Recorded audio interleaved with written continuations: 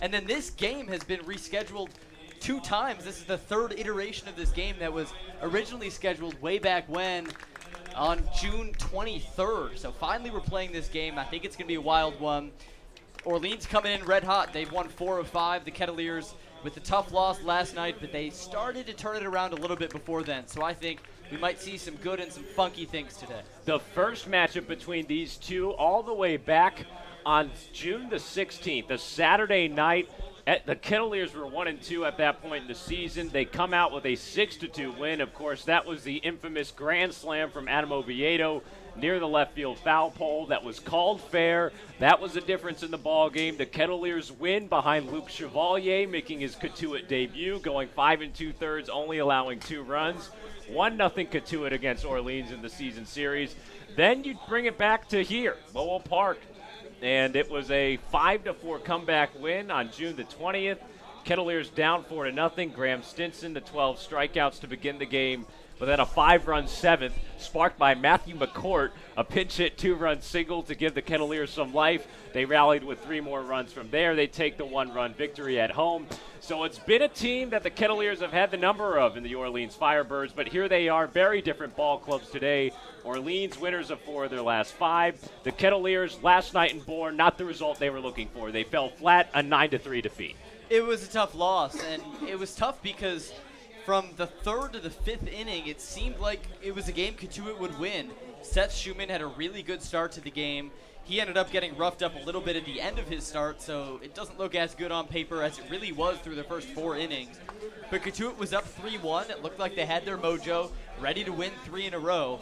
But then the catcher's obstruction call in the bottom of the 9th, as you said last night, not the wrong call, just a call that ended up changing the game. And from there, it was a cascade of Bourne offense and a tough result for Cotuit. Starting lineups in the first pitch coming up after this break. It's the Firebirds and the Cotuit Kettleers coming up next here on the Cape Cod Baseball.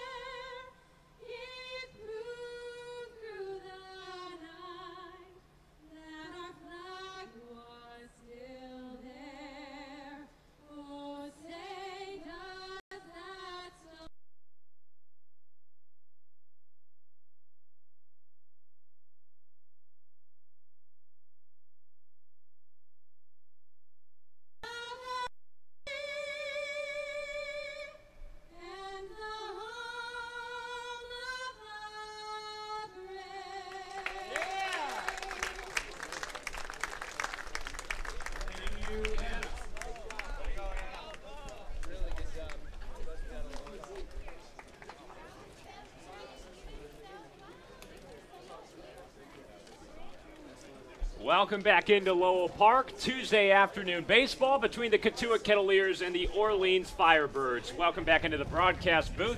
Sam Niederman, alongside Sam Brief, the entire Kettleers media crew along with you as well. Happy to have you aboard for this Eastern Division, Western Division clash. Cotuit playing host against Orleans for the 2nd time this season. And today's pitching matchup, a right-hander for Cotuit and Griffin McLarty, opposite a left-hander and an Aussie for the Orleans Firebirds. Australian lefty Josh Hendrickson getting the call, just his 2nd start of the season. How about these pitchers on the rubber today? Aussie, Aussie, Aussie. Excited to see it. Josh Hendrickson. This is a guy who absolutely demolished his competition in the junior college circuit. Started in Ranger Community College in Texas, then Barton Community College in Kansas. Last year he was 4th in the NJCAA with 125 strikeouts. This is a really good pitcher. Excited to see some international flair on the diamond today. Kelly Nicholson and Mike Roberts will be meeting at home plate with the umpiring crew, shaking hands and exchanging lineups. A couple of veteran managers that have been around the block in the Cape. Roberts in his 15th season, Kelly Nicholson his 14th season. Roberts has managed 17 years compositely in the Cape, if you count the 2 seasons he was in Wareham. Nicholson has been with the Orleans Firebirds since 2001 when he was their pitching coach. He took over as manager in 2005. These two are good friends. They know each other well, and they're both trying to get their squads to play to their potential. Both teams hovering around the 500 mark. Kettleers at 11-11-1. Orleans has won 4 of their last 5. They're 10-13-1. Kind of a big swing game for either side at this point in the season. What do you think about the attitude that the Kettleers are going to have to come into this one with? They've got to come out with the kind of seek and destroy attitude. They've got to seek their opponent, target them, and then try to destroy them. It seems like Coach Roberts has been a little frustrated at times, not with a lack of effort. There's no doubt this team always goes out and tries hard, but he wants them to have that winning attitude. And at times yesterday in the Bourne game, it just seemed like Bourne was overpowering the Kettleers, and I think he wants his team to have that mental edge, and we'll see if they come out with that focused, competitive mental edge today against an Orleans team that, as you said, is really firing on all cylinders. They've already matched their win total from June. They won 5 games in June. They've already won 5 in July. This is a streaking team, and the Kettleers have to be focused against them. Here's a pitcher for Cotuit that has come out for 4 previous starts. It's Griffin McLarty. His last time a loss against Wareham, 8-1 the final in that one last week. A forgettable matchup for the Kettleers last Tuesday. A week's later time, he's back on the mound, his 5th start of the season. What are we looking at from McLarty today? Well, for McLarty, he's a good situational pitcher, a guy who sometimes by the leadoff batter in a particular inning, he can get rung up a little bit. But once you get deeper in an inning, you get guys on base out of the stretch. McLarty's really solid.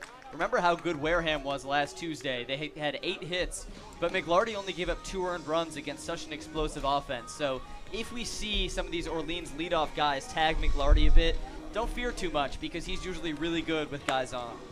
Griffin McLarty starting his warm-up routine right now, working up with Zach Humphreys. It's the Kettleers getting ready to take on the Orleans Firebirds. A smaller crowd than we're normally accustomed to here at Lowell Park. You look to the third base grandstand on our left, pretty sparse throughout. And then on the first base side, not much doing as well, as it's kind of a quiet Tuesday. Energy in the park a little low from a crowd standpoint, but Cotuit trying to bounce back after the 9-3 defeat against the Bourne Braves yesterday. Cotuit failing to win 3 games in a row for the 2nd straight time this season. They've only had back-to-back wins a couple of times, and they finally were able to get 2 in a row when they beat Hyannis on Saturday and then Harwich on Sunday. But this team just hasn't been able to get over the hump and string together a good few wins in a win streak. And they'll be trying to get back on the right track. 3 out of 4 does not sound bad. Not bad at all. And for the Kettleers, you have to remember the competition in the West, it's kind of like the NBA right now, right? In the NBA, all the good players are out West. Here on the Cape, the Western Division has been far superior to the East. There's only 4 teams under 500 in the league. All 4 of them are in the East. So the Western Division, certainly tough competition. All right, set to get underway. Here's the starting lineup for the Orleans Firebirds. Leading off and playing center field is Pat DeMarco. J.J. Blade, the right fielder, bats second. Carter Aldretti, the second baseman, batting third. Logan Wyatt, the first baseman in the cleanup spot. Nick Osborne, the designated hitter, batting fifth. Phil Clark, the catcher, hitting sixth. Justin Levy hitting seventh and playing third. Matt Frazier in left, batting eighth. And then Andrew Martinez, the shortstop, batting ninth. Pat DeMarco, the leadoff man, center fielder, batting from the right side, already down in the count 0-1 after fouling off the first pitch from McLarty. Orleans in the traveling red uniforms, white pants, and white letters and numerals. McLarty winds up his 0-1 pitch, tailed off, foul again. He's ahead in the count, no balls and 2 strikes. Vandy heavy at the top of this Orleans order. In fact, they have 3 Commodores in the lineup. DeMarco from Vandy, Blade, who bats second from Vandy, and then Clark, the catcher, batting sixth, is from Vanderbilt. The 0-2 sailing high and away. 1 ball and 2 strikes on DeMarco. Center fielder who comes into today's game with a .270 batting average, 2 home runs and 9 runs batted in. The 1-2 chopped off, foul in the air on the right side, and McLarty will get set for another. Kettleers infield from left to right. Ryan Reynolds gets the nod at third base. Adam Oviedo at shortstop for the second straight game. Mike Salvatore at second base. And Michael Tolia at first. Swing and a miss on the 1-2. Dropped by Humphreys. He'll recover and throw down to first. And there's a leadoff strikeout from Griffin McLarty. Really good start there from McLarty. As I mentioned, sometimes it's been the leadoff hitter that's frustrated him, whether it's to start the game or in a particular inning. So it's good to see McLarty get out firing against a feisty out in DeMarco. One out and nobody on now for J.J. Blade. He takes a fastball outside for ball one. Blade, the right fielder out of Vanderbilt, batting from the left side here. Tall, open stance as he wiggles the bat. Here's the 1-0 from McLarty, spotted nicely on the outside corner, called strike one. Rest of the Kettleer defense in the outfield, it's Peyton Burdick in left, Duke Ellis playing center field, and Will Robertson, the right fielder. The 1-1 slapped right up onto the mound on a line, knocked down by McLarty, and he'll make an easy toss towards first. Or the second out of the inning, so a quick 1-2 for Griffin McLarty on the mound. Line shot, sometimes that one can be a little dicey going right back to the pitcher. We saw, I think it was Joey Matulovic for Wareham take one off his ankle or his foot, and he got a little banged up. So nice job from McLarty.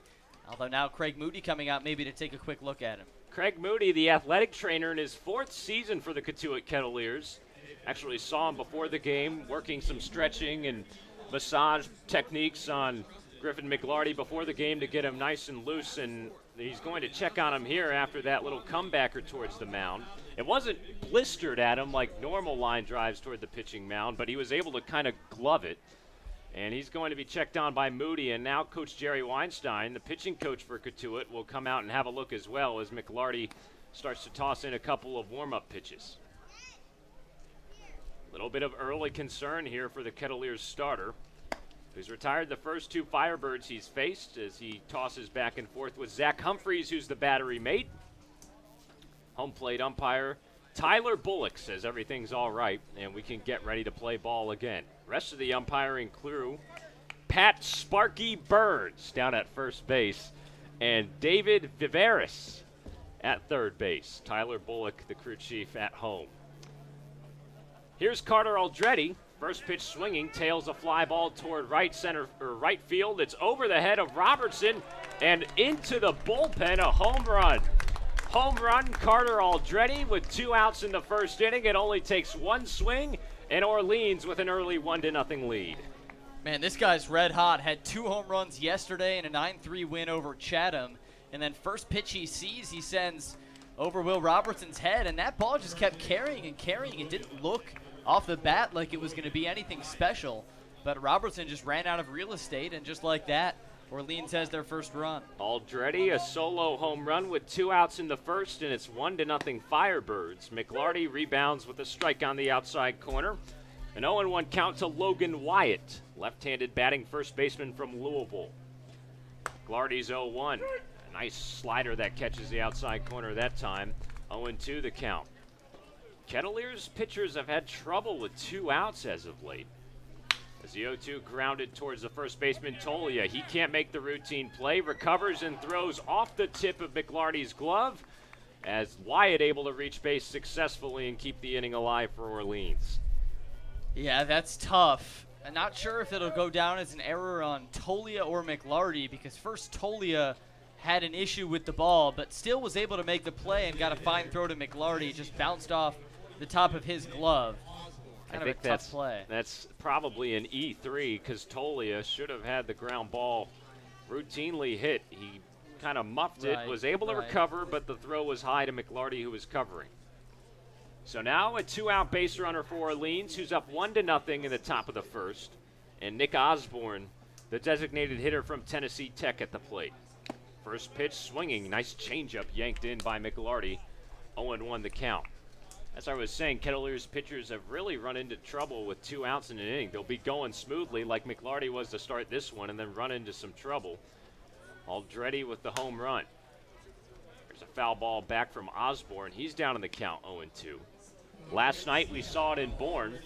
2 outs in the 5th inning. Kettleers are up 3-1. All of a sudden, Bourne rallies off 3 consecutive runs on the starter Seth Schumann, who had retired 7 in a row to that point. And just like that, he's chased out of the game, and the Kettleers were trailing, and Bourne never looked back. McLarty from the stretch, the 0-2, down in the dirt. Breaking pitch doesn't find its way. 1 ball and 2 strikes.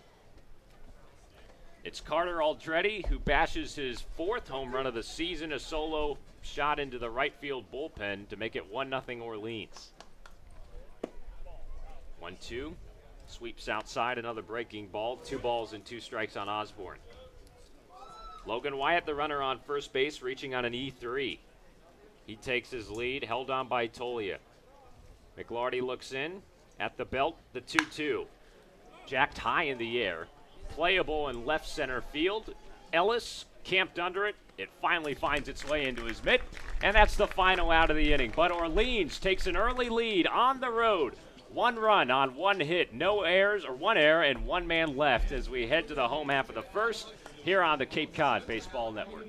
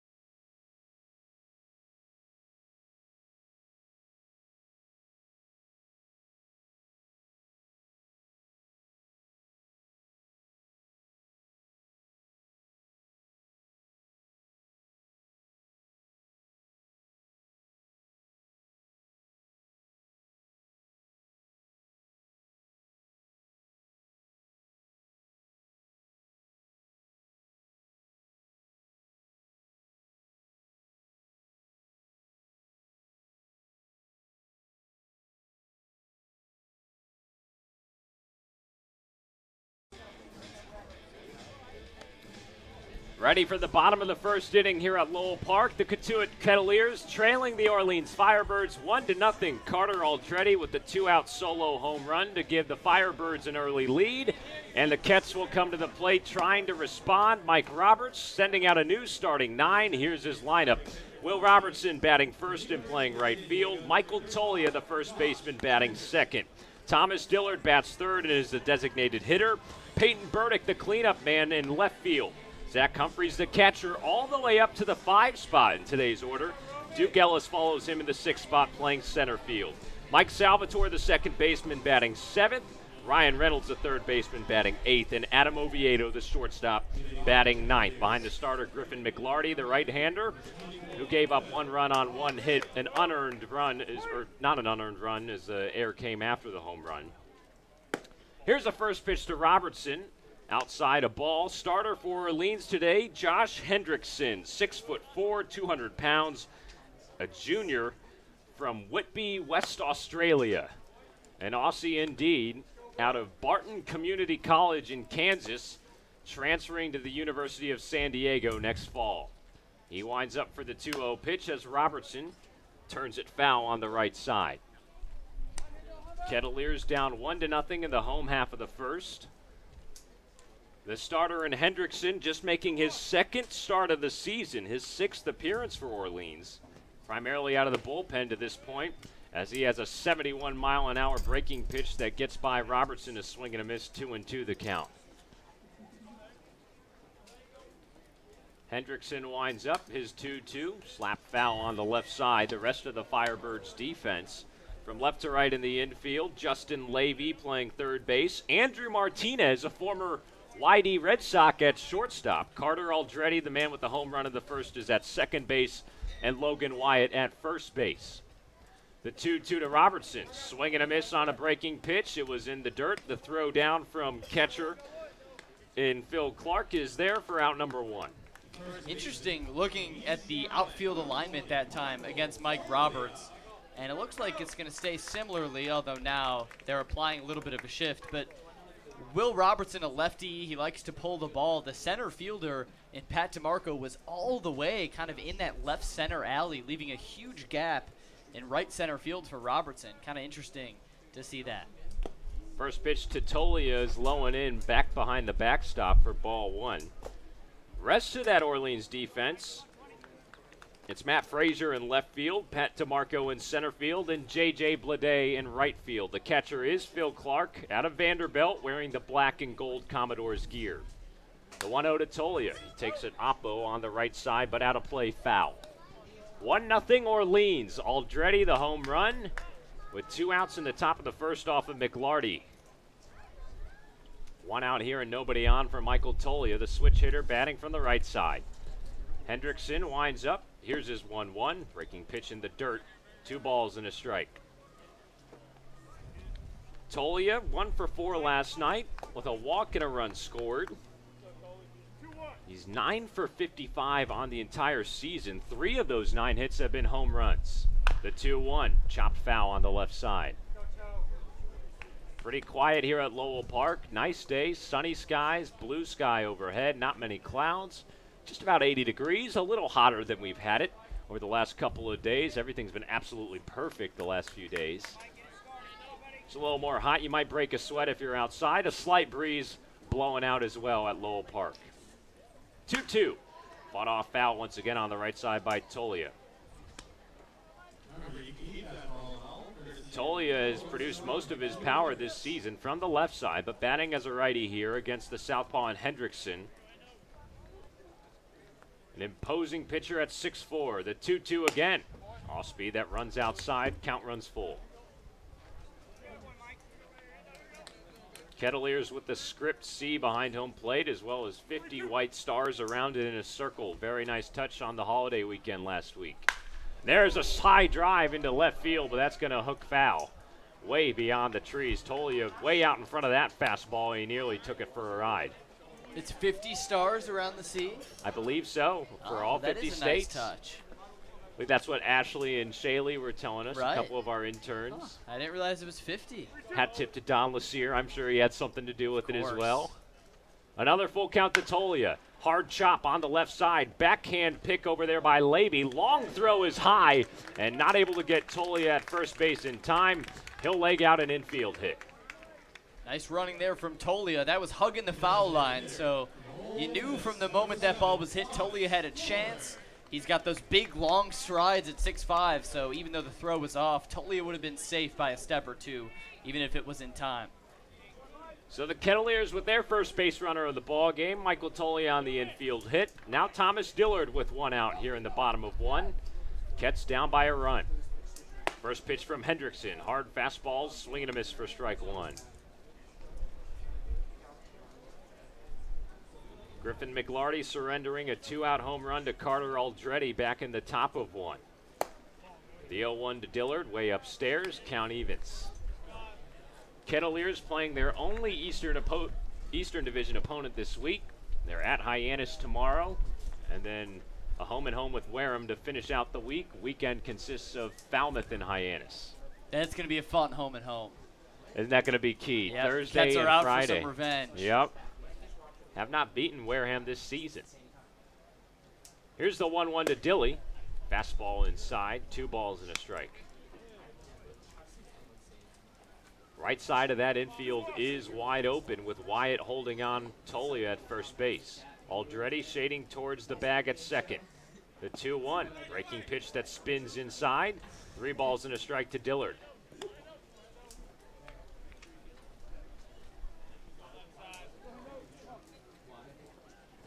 Orleans anticipating a double play with 1 out and a man on. The 3-1, chopped towards third. Coming on is Levy. He'll glove it, throw on the run. Good stretch by Wyatt. The throw in time to get 1 at first base. And that's all they'll do as Tolia moves up to second base. 5-3 put out. Makes it 2 outs in the inning. And now Peyton Burdick comes to the plate. Yeah, better than nothing there. You get Michael Tolia over, runner in scoring position. So a nice hit into the outfield here from Burdick would score a run. And regardless of if Cotuit's able to get a run, it's good that they got a base runner extend this inning, something they've struggled in the first this year. First pitch to Bird, called strike on the outside corner. Peyton Burdick in the cleanup spot today. 190 batter on the season, 3 home runs, all coming in on opening day with 11 driven in. The 0-1 roped on the left side. Fair ball down the left field line. Tolia will chug around third and come home to score. Peyton Burdick, a 2-out, 1-run double, and all of a sudden a tie game here at 1. Big time. That was an awesome hit from Burr, just knocked into left field. Reminded me of the RBI single he had back on Saturday in the 8-3 win over Hyannis. Burdick, that was in the second inning, knocking in Thomas Dillard with a single kind of to the same point. This time a little sharper and a little more down the line, so he gets the extra bases. And what a response from the Kettleers to tie it up. Peyton Burdick delivers his 12th run batted in on the season. A double to plate Michael Tolia, and it's 1-1 all of a sudden. Time called before that last pitch from Hendrickson. No pitch, as home plate umpire Tyler Bullock said, hang on a second. Next batter is Zach Humphreys, who's moved all the way up to number 5 in the order. He's had a good run of form lately. Got the day off yesterday. As Burdick stealing from second. The throw down from Clark, not nearly in time. Bird in there with a head-first slide and a nice steal there to get up to third with 2 outs. Love it, love it. With 2 outs, you got to be aggressive, and now just one pass ball or wild pitch away from bringing the fastest guy on the team home. Hendrickson, the lefty, with his back to Burdick at third. Here's the 0-1 to Humphreys. Take it in the air toward left field. That ball is going to hook just inside, or outside, I should say, of the left field foul pole. It is a foul ball. Humphreys just a little out in front of that one, and now the count goes 0-2. How about Zach Humphreys as of late? Red hot. A .333 clip in his last 10 with a home run. The 0-2 pitch just sinks inside and hit him on the front leg. A hit batsman there. Dead ball will send Humphreys down to first base. Burdick looked like he was trying to come home, and he'll trot back towards third. Might have been a weird hit and run kind of on there. Well, tease of a steal, and he just carried his momentum. I don't think it was a steal. It looked like Burdick was trying to come home on the wild pitch. Yep. I think it's actually unfortunate that it hit Humphreys, because Burdick would have gotten home safe if it didn't hit Humphreys, and it just kind of scurried to the backstop. But Duke Ellis has shown in his short time with the Kettleers that he can be clutch with runners on base. We saw that at Harwich getting a late insurance run, and here with runners on the corners, we'll see if Duke tries to poke one oppo. Now a mound visit from Kelly Nicholson, Orleans manager who is a pitching specialist. He began with the Firebirds as a pitching coach back in 2001. Just a little quick 2 claps and then some encouragement for his Australian left-hander and Josh Hendrickson. The hit batsman, kind of a fortunate break, as Sam just explained to you there. Humphreys goes down to first. It probably would have been a wild pitch, allowing Burdick to score from third. So now 2 outs here in the bottom of 1, a 1-1 ball game, and runners on the corners for Duke Ellis.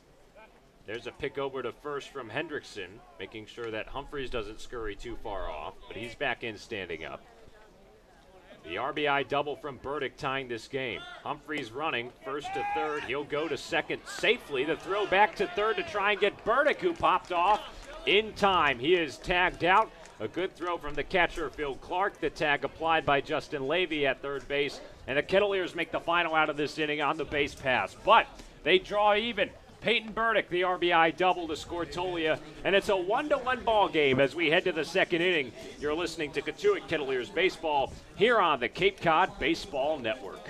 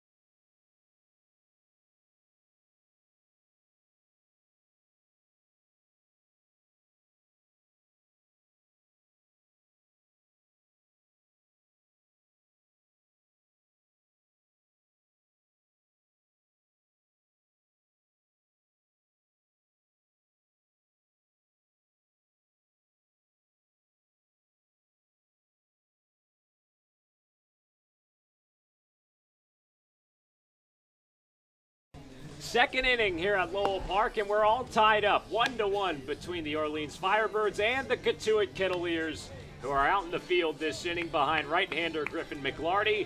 Due up for Orleans, Phil Clark, Justin Levy, and Matt Frazier, 6, 7, and 8. The right-hander out of the College of Charleston, McLarty, on the mound. He gave up that 2-out solo shot in the first inning. However, he was throwing a lot of strikes and looked pretty good early on. So here's Phil Clark, the catcher from Vanderbilt, who bats from the left side to lead off the second. McLarty winds up. The right-hander deals in a first pitch strike on the outside corner. Fastball clocked at 87 miles an hour. That's where McLarty will hang on his velocity. Mid to high 80s. Also features a changeup and a slider. Missing there with a fastball just off the plate. 1-1 the count to Phil Clark. The solo home run from Aldretti gives Orleans a 1-0 lead in the top of one, as Clark turns one foul on the right side. Then the Kettleers respond in the bottom half. Peyton Burdick a double down the left field line to score Michael Tolia. So a 1-1 ball game in the second between Cotuit and Orleans, meeting for the third time this season. McLarty winds up his 1-2, grounded straight back at him. Off of his glove, the ricochet towards Salvatore at second. He picks it up but won't be able to throw it. And that allows Phil Clark to reach on an infield hit. That's the second time today McLarty's had a hot shot right back at him on the mound. That's tough, and we've seen that a few times this season. A pitcher trying to field it, but they can't quite make the play, and then it's an awkward bounce for the shortstop, or that time the second baseman in Salvatore. No time to charge in to make a throw. It happens. You can't expect your pitcher to just get out of the way. You want them to put a glove up, at least stop the momentum. Runner on and nobody out. And here's Justin Levy, the third baseman from Louisville, who takes a changeup in the dirt for ball one. Levy, a .241 batter on the season with 7 driven in. He was 1 for 4 yesterday in Orleans' win over Chatham. 1-0 from McLarty. Hit in the air, foul out of play on the right side. Couple of Louisville players in this Orleans lineup with Logan Wyatt and Levy at the plate. Of course, 3 Vanderbilt players, one of them being Phil Clark, who's down at first base after the infield single. Kettleers infield at double play depth. McLarty from the stretch at the belt. Here's his 1-1. Fastball that darts down low. 2 balls and a strike now to Levy. Levy steps out of the box, adjusts his red and black Franklin batting gloves. Standing in with a black arm sleeve on his right arm, wiggling the black wood bat. McLarty will turn and throw over towards first and check on Clark, who likes to run holding on to his batting gloves with the bare hands. He doesn't give them off to the first base coach. Kind of interesting move. You see that sometimes. Huh. I like it. What's not to like? He'll dive in head first as McLarty picks over once again. Wouldn't that just give you one more thing to worry about? Because you're running the bases, you're sliding, you're trying not to lose them probably. Now he tosses them over to Ryan Erickson, the first base coach. I guess he overheard us. Here's the 2-1 from McLarty. Fastball yanked on the left side. Obi at short turns to second for one. The throw from Salvatore too high and also too late as Levy's able to beat it out. But he grounds into a 6-4 fielder's choice. That'll get the lead runner and Clark off the base pass. A nice job by Oviedo at short. Nice turn. These are 2 very good defensive middle infielders. And now Salvatore communicating with Oviedo. We've seen a few different combinations.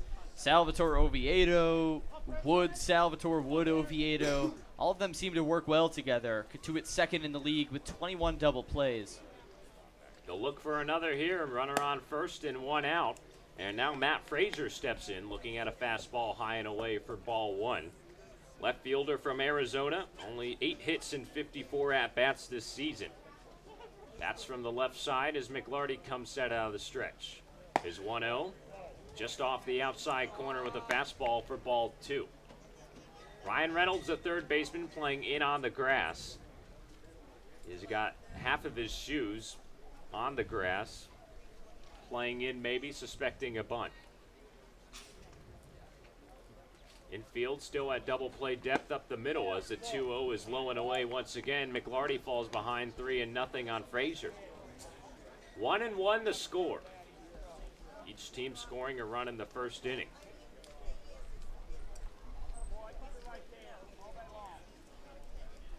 McLarty's 3-0. Fastball that this time gets the call on the outside corner. He brought it up a little bit, and that's a good spot, and it's a 3-1 count now on Frazier. Mike Roberts saying that's a good spot. He can live right there. He didn't miss by much on the first 3 balls. Now he needs another strike with the 3-1 count. Here's the pitch. Misses up and away with an 89-mile-an-hour heater, and that is a 1-out walk issued to Matt Frazier, the 8 batter. And here comes the last man in the Orleans order, Andrew Martinez, with 2 runners on and just 1 out. So this will be, if my math is correct, the 7th time this season the Kettleers have seen Andrew Martinez. Because he was on the YD Red Sox. We've already played them 4 times. Already played Orleans, well, I'm counting the 2 Orleans games. I don't know why. So this will be the 5th time. Forget my math. I'm a journalism major. First pitch to Martinez, a fastball in the dirt. 2 runners on. Frazier at first base and Levy at second base. Nobody holding on for Cotuit. Playing back with a force at either first, second, or third. They'll look for a double play ball with 1 out. McLarty comes set. Here's his 1-2. Nice breaking pitch that's dealt in for strike 1. 1-1 the count. Martinez, the former YD Red Sox out of UC Santa Barbara. He hit 7 for 29 in a short stint with the Red Sox. He's 0 for 4 to start his young stint with Orleans. McLarty, here's his 1-1. Breaking ball, that's fouled back to the backstop. Kettleers bat boy will hustle behind and get that. Been very impressed with the Cotuit bat boy hustle as of late, especially on the road.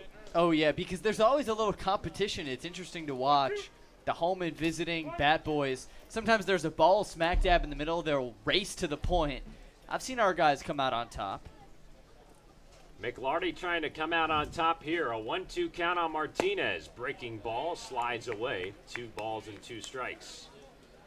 Martinez with the high socks. He's got those white pants on with the bright red socks showing. He's also got some high-topped red and white Nike cleats and the black shin guard on his front ankle.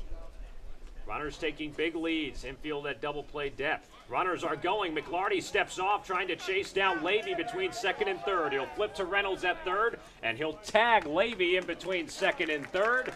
Nice job, Griffin McLarty, controlling the run game. Able to get the lead runner there, snuffing out the Orleans double steal. Yeah, that was a really nice job. And McLarty, you could tell he just kind of sensed it, turned around, saw it, and then instead of making a throw, he was like, you know what, I'll take it myself. He almost ran the runner down before dishing it off to Ryan Reynolds. That was a nice play. You always want a pitcher who's got a good pulse on the run game but won't let it affect his pitching. A good mix there from McLarty, now 1 strike away from ending the inning. The runner and Frazier moves up to second. The 2-2. Breaking pitch just in the dirt as Humphreys blocks it. Count runs full now on Martinez. 1-1 ball game. Top of the second inning. Runner on second base, 2 away. And a full count at the plate. McLarty with the nice play to get the lead runner on the double steal. Now trying to get the batter in Martinez. The payoff pitch. Fastball that misses, and that's ball 4. The second walk issued in this inning. Martinez aboard, and once again, 2 runners on for Orleans. 2 outs this time, and now the top of the order, and Pat DeMarco. And Orleans, this is the type of lineup where you don't want to make mistakes like that at the bottom of the order because Kelly Nicholson likes to stack that lineup at the top. DeMarco, Blade, Aldretti, and Wyatt, and then Osborne at number 5. Those are really easily by far the best 5 hitters on this team. So back to the top. We'll see what happens. First pitch to DeMarco, popped up on the right side in foul territory. Michael Tolia, the first baseman, will run out of real estate, and that's just strike 1. Griffin McLarty, pretty much smooth sailing in the first inning. But he gave up the 2-out solo home run to Carter Aldretti. He got a run support in the bottom of the first. Burdick's RBI double tying this game for Cotuit. Trying to get out of a nice jam here.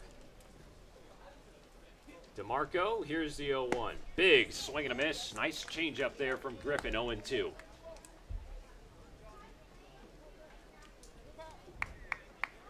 Two runners on once again for Orleans. 2 outs and an 0-2 count here in the second.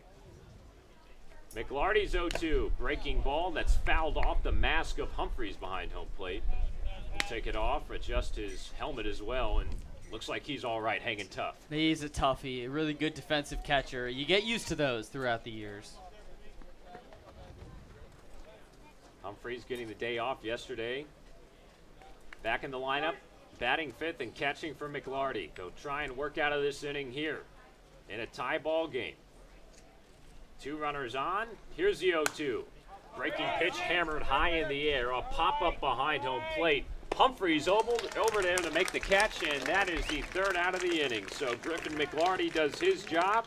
He allows no runs on 1 hit and 2 men left, as Orleans unable to capitalize. We head to the home half of the 2nd. This game still tied 1-1. You're listening to Cotuit Kettleers Baseball here on the Cape Cod Baseball Network.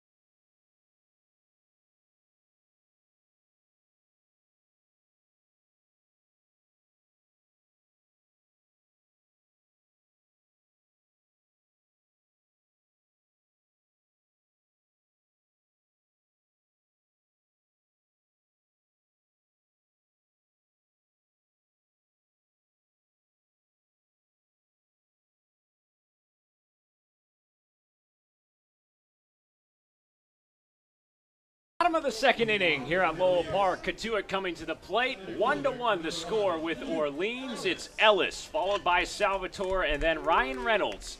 Texas, Florida State, and Texas to face off against the Australian Josh Hendrickson on the mound, as a left-hander deals a fastball outside for ball 1. Duke Ellis batting from the left side, open stance, showing bunt, trying to lay one down, but he fouls it on the right side, and the count evens. Kettleers escaping a jam in the last inning. Griffin McLarty stranding 2. Did a nice job controlling the run game. That inning highlighted by a double steal that was snuffed out. He got the lead runner on a pickoff attempt. Ellis pulls back a bunt, but a 69-mile-an-hour curveball from Hendrickson is over for strike 2. Orleans outfield shifting heavy towards the left for Ellis. The 1-2 breaking pitch that saw it over on the ground towards short, and an error by Martinez, unable to make the play.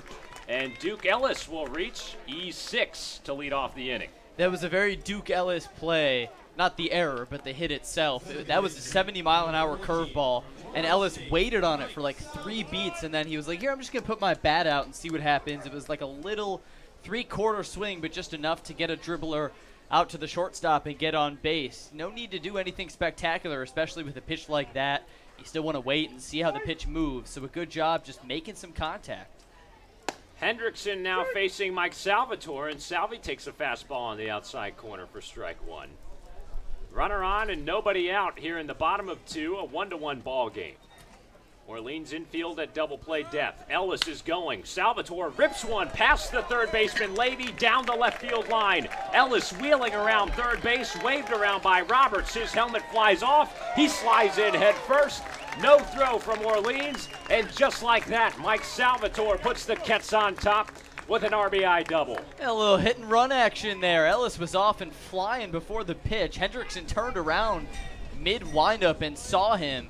Salvatore, good job going right into the corner, and then Duke Ellis just wheeling around. It was fun to watch him come around third, the helmet fly off, and then take a nice long Superman-like head first slide. And the Kettleers piecing together some hits. I'm loving what I'm seeing offensively. Looked like it was 4th of July slip and slide time for Duke Ellis there. He was dogging around third base, all smiles as he came home. And Salvi with the big hit to give Cotuit the advantage 2-1 here in the 2nd. Now Ryan Reynolds, the big Texan third baseman, will take a breaking ball for strike 1. Runner on second base in Salvatore, nobody out. Kettleers back in front here in the bottom of 2. Reynolds got the day off yesterday, just 3 for his first 21 as a Kettleer with 2 driven in. There's a fastball that's over the head of Clark behind the plate. A wild pitch from Hendrickson will allow Salvatore to go all the way up to third base. And now the Kettleers really in business. Hendrickson struggling with some control early. He's definitely struggling. That one was way erratic. And when he's throwing strikes, the Kettleers are all over it. These slow curveballs. They've seen a few pitchers like that this season. We've seen that Lowell Park radar gun in the higher 60s. They're taking advantage. 1-1. Reynolds tails it in the air towards right field. Blade comes on to make the catch. Tagging from third, Salvatore. The throw is up the line, and it's an RBI sac fly from Ryan Reynolds. Now a 3-1 Kettleer lead. Great job. With no one out, runner on third, you absolutely have to find a way to get that run in. Reynolds does his job, gets the ball in the air. That's all they needed. So that wild pitch proves to be big, as Salvatore able to come home from third. 2 more for the Kettleers already in the second. Cotuit up 3-1 on Orleans. Sac fly from Reynolds there plating Salvatore, and now Adam Oviedo at the plate. First pitch fastball hammered high in the air to deep left field. Adios, Adam Oviedo, a solo home run. That ball fair, his second of the season against Orleans. And just like that, the Kettleers with a barrage here in the second, 4-1. Yeah, no doubt if that one was fair or foul. Of course, Oviedo, the hitter of the infamous grand slam that was right on that foul pole at Eldridge Park, the topic of much controversy that night. But this one in a straightaway left field, no doubt right off the bat. Boy, he smoked that one. Oviedo has been our hottest batter as of late. Kettleers pouring it on here in the fourth. 3 spot already with just 1 out in the bottom of the second inning, and now the top of the order. Robertson sends a fly ball to shallow left field. Coming on is Frazier. He'll make the catch. That's the second out of the inning. But 3 runs already home for Cotuit. The solo jack from Adam Oviedo. Of course, he had the controversial, ghostly grand slam back in Orleans in game number 4 of the season. No doubt about that one, as it sailed into the trees in left field. And it's all of a sudden 4-1, Cotuit on top. Michael Tolia comes to the plate. 2 outs and nobody on. First pitch from Hendrickson. He's got that breaking ball working, called strike 1. But how about Obi? He's really been seeing the ball well. We've seen the potential in his swing. That was one of the prettiest swings he's put on a ball this season. Oh, yeah, no doubt. He's hitting 400 in his last 10 games. He's seen the ball really well. He had 2 hits last night, and Bourne was definitely one of the bright spots offensively. He's coming around both offensively and defensively. 0-2 the count on Tolia, who's just able to nip a piece of a breaking ball to stay alive. Josh Hendrickson struggling early for Orleans. Just his second start of the season, primarily a bullpen arm. His last start a week ago against Falmouth, he went 5 innings, only allowing 2 earned runs. The 0-2 again. Fastball at 91, high and away. Good take from Tolia. 3 here in the second inning from Cotuit.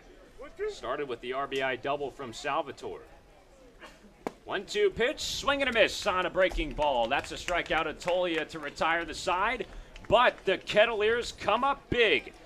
3 runs on 2 hits and nobody left. And it's a 4-1 lead heading into the third inning. You're listening to Cotuit Kettleers Baseball here on the Cape Cod Baseball Network.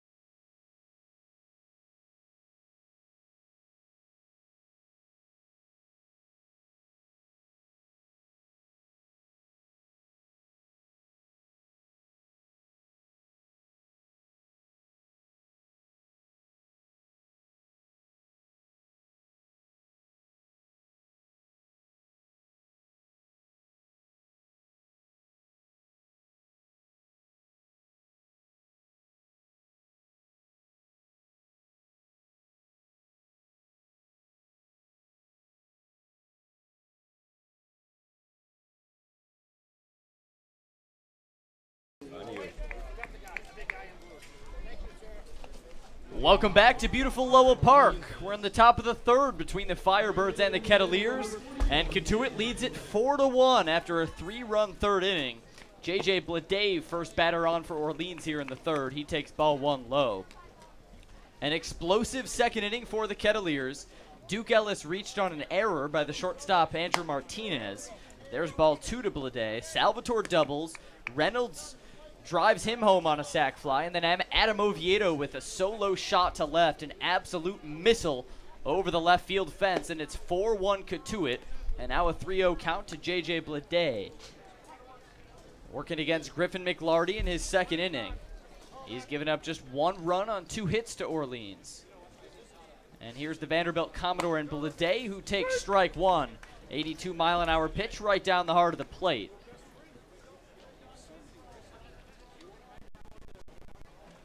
Three balls, one strike, no one on, no one out. McLarty kicks and deals outside, ball 4. There's another walk for the Firebirds. That's the third of the day. So the leadoff man aboard, and a few times this season, and also today, we've seen McLarty get in these kind of jams, but he's still relatively unscathed with just one run. Yeah, you never want to walk the leadoff man, and already 3 walks for McLarty today. Just got to settle in. He's got a 3-run lead. Offense is alive today. You're at home. And trust your defense. Continue to throw strikes. Here's Carter Aldretti, who hit a home run to right field in his first at-bat, going oppo. He takes strike one. Aldretti now with 3 home runs in his last 2 games. Yesterday had 2 home runs in a 9-3 win over Chatham. Here's the 0-1 to Aldretti. He takes it inside for ball 1. Aldretti, an Arizona State Sun Devil, .258 hitter on the season with 4 home runs. He hit 7 last season down in Tempe. Runner on first, that's Blade. McLarty kicks and deals to Aldretti, and there's strike 2. On the lower part of the zone, a 1-2 count. That low part of the zone is working today behind home plate for either pitcher. Hendrickson's working his breaking ball early, and it's been good to see McLarty. That changeup has looked sharp as well. 1-2 count. No one out, 1 man on, that's Blade. McLarty checks on him with a throw to first. No dice that time as Blade slides back. A beautiful, beautiful day here in Cotuit. 79 degrees, just a few white wisps of clouds, but other than that, clear skies on a sunny day. Here comes the 1-2 to McLarty, or from McLarty. It's high at the letters, brushes off Aldretti a bit, and it's a 2-2 count. Both of these teams coming off of 9-3 games. Kettleers lost 9-3 yesterday at Bourne. And in Chatham, Orleans took a 9-3 win. 2 balls, 2 strikes, no one out. McLarty comes set out of the stretch. He kicks and deals, swing and a miss, strike 3. A foul tip, actually, is called by Tyler Bullock, the home plate umpire. Just nubbed off at the top of the bat for Aldretti, and he'll step back in with the 2-2. Almost looked like a drop third strike, swing and a miss kind of pitch there, but Aldretti fortunate to just get one of it on the end of the bat. Now let's see if Griff can finish him off. Rolling up here either as well. That would be good. All right, here's the 2-2. Aldretti digs in. The pitch swung on, and it's a rocket into deep right field. Going back is Robertson. He looks up, and again, Carter Aldretti goes yard, and it's 4-3 Cotuit. Aldretti with 2 home runs today. How about that one? Both oppo. Carter Aldretti absolutely feeling it as he trots around third, now headed home, and it's a 1-run ball game here at Lowell Park. How good must this kid be feeling at the plate? He had 2 home runs against Chatham yesterday. He's already got 2 in his first 2 at-bats against Cotuit today. Fortunate for the Kettleers, they still lead by a run, but that one almost a mirror image of the first one in the first inning. Just into the right field bullpen. That short porch in right field, only 320 down the line. Hitter-friendly Lowell Park, and Griffin McLarty, that's been a thing for him this year. Can he keep the ball in the yard? And unfortunately, Carter Aldretti has tagged him a couple of times. It's been hitter-friendly today. Already 3 home runs between the 2 sides as Logan Wyatt takes ball 1. The wind is blowing out 15 miles per hour. So a lot of those balls carrying in the wind. Carter Aldretti, 2 home runs, both oppo. One of his 2 yesterday against Chatham was oppo. And there's a rocket through the glove of McLarty, and now it rolls into the outfield. A base hit for Logan Wyatt, who thought about 2 for a second, but he'll settle with the single. Still no one out for Orleans. Now the third time that Griffin McLarty has had to try and field a hard ground ball right back up the box on the mound, and that time it almost got his glove, but he just wasn't able to hang on to it, and instead it's a single right up the middle. That's baseball for you. You're going to have those kinds of days, and going to have to find a way to pitch out of it. Still no outs here in the inning. Job is to get a ground ball once again. So it's 4-3 Cotuit as Zach Humphreys just came onto the mound for a quick mound visit. Long balls have been the name of the game today. Oviedo for the Kettleers had a solo shot in the second, and Carter Aldretti, the second baseman for Orleans, already has 2 opposite field jacks. These middle infielders trading home runs. Here's Nick Osborne now, a man at first. He takes the first pitch low, ball 1. Speaking of home runs and Orleans Firebirds riding some power hot streaks as Jerry Weinstein comes out to chat with his man, Nick Osborne came in a little late because Tennessee Tech made a deep run in the NCAA baseball tournament. Osborne in his first 8 games in Orleans hit 4 home runs. And he has a .382 average on the season. He's a pitcher, so a two-way player, and whenever he's in the lineup, he's at DH. So he's pitched already a few times this season for Orleans. He comes from Tennessee Tech, the most explosive offense by far. They led the NCAA in home runs, hits, just about any offensive category you can dream of. And Osborne and Aldretti, certainly the 2 hottest Firebirds right now, as Weinstein's mound visit broken up by Tyler Bullock. How about the offense today? It's been crazy. You talk about Orleans, who leads the Cape League in home runs coming into this contest. They bashed more than any other team in the league with 22. You can now make it 24 with Aldretti. And Jerry Weinstein negotiating a couple of extra seconds to make sure everybody on the same page on the mound with the home plate umpire. And now that will be done. And hopefully McLarty can settle in here, try and get out of this inning. Kettleers still leading the ball game, but Orleans threatening to go back out on front again. 1-0 count to Nick Osborne. McLarty set, holding the glove at belt height. And he fires in ball 2, a fastball low. And it's a 2-0 count to Nick Osborne. His first at-bat was a fly out to center to end the first inning. So McLarty comes set as Wyatt takes his lead at first. Here's the pitch to Osborne, jammed him up near the hands. It's called for strike 1. That one just nestled in on the inside corner, and it's a 2-1 count. Third meeting of the season between the Firebirds and the Kets. Both of the previous 2 were Cotuit wins. Here comes the 2-1 from McLarty. Swung on, and it's a rocket up the middle, down for a base hit into center. Wyatt will hold at second. Now runners on first and second for Orleans. Still no one out as this Firebird offense continues to churn out hits. Already 5 hits in the ball game, and here comes Jerry Weinstein. He's going to say, I've seen enough. Kettleers making a call to the bullpen. So Griffin McLarty will come out. He's given up 3 runs on 5 hits. His Kettleers still in the lead, but Jerry Weinstein turn into the pen here, and we'll have that pitching change for you on the other side of this break. We'll be right back right here on the Cape Cod Baseball Network.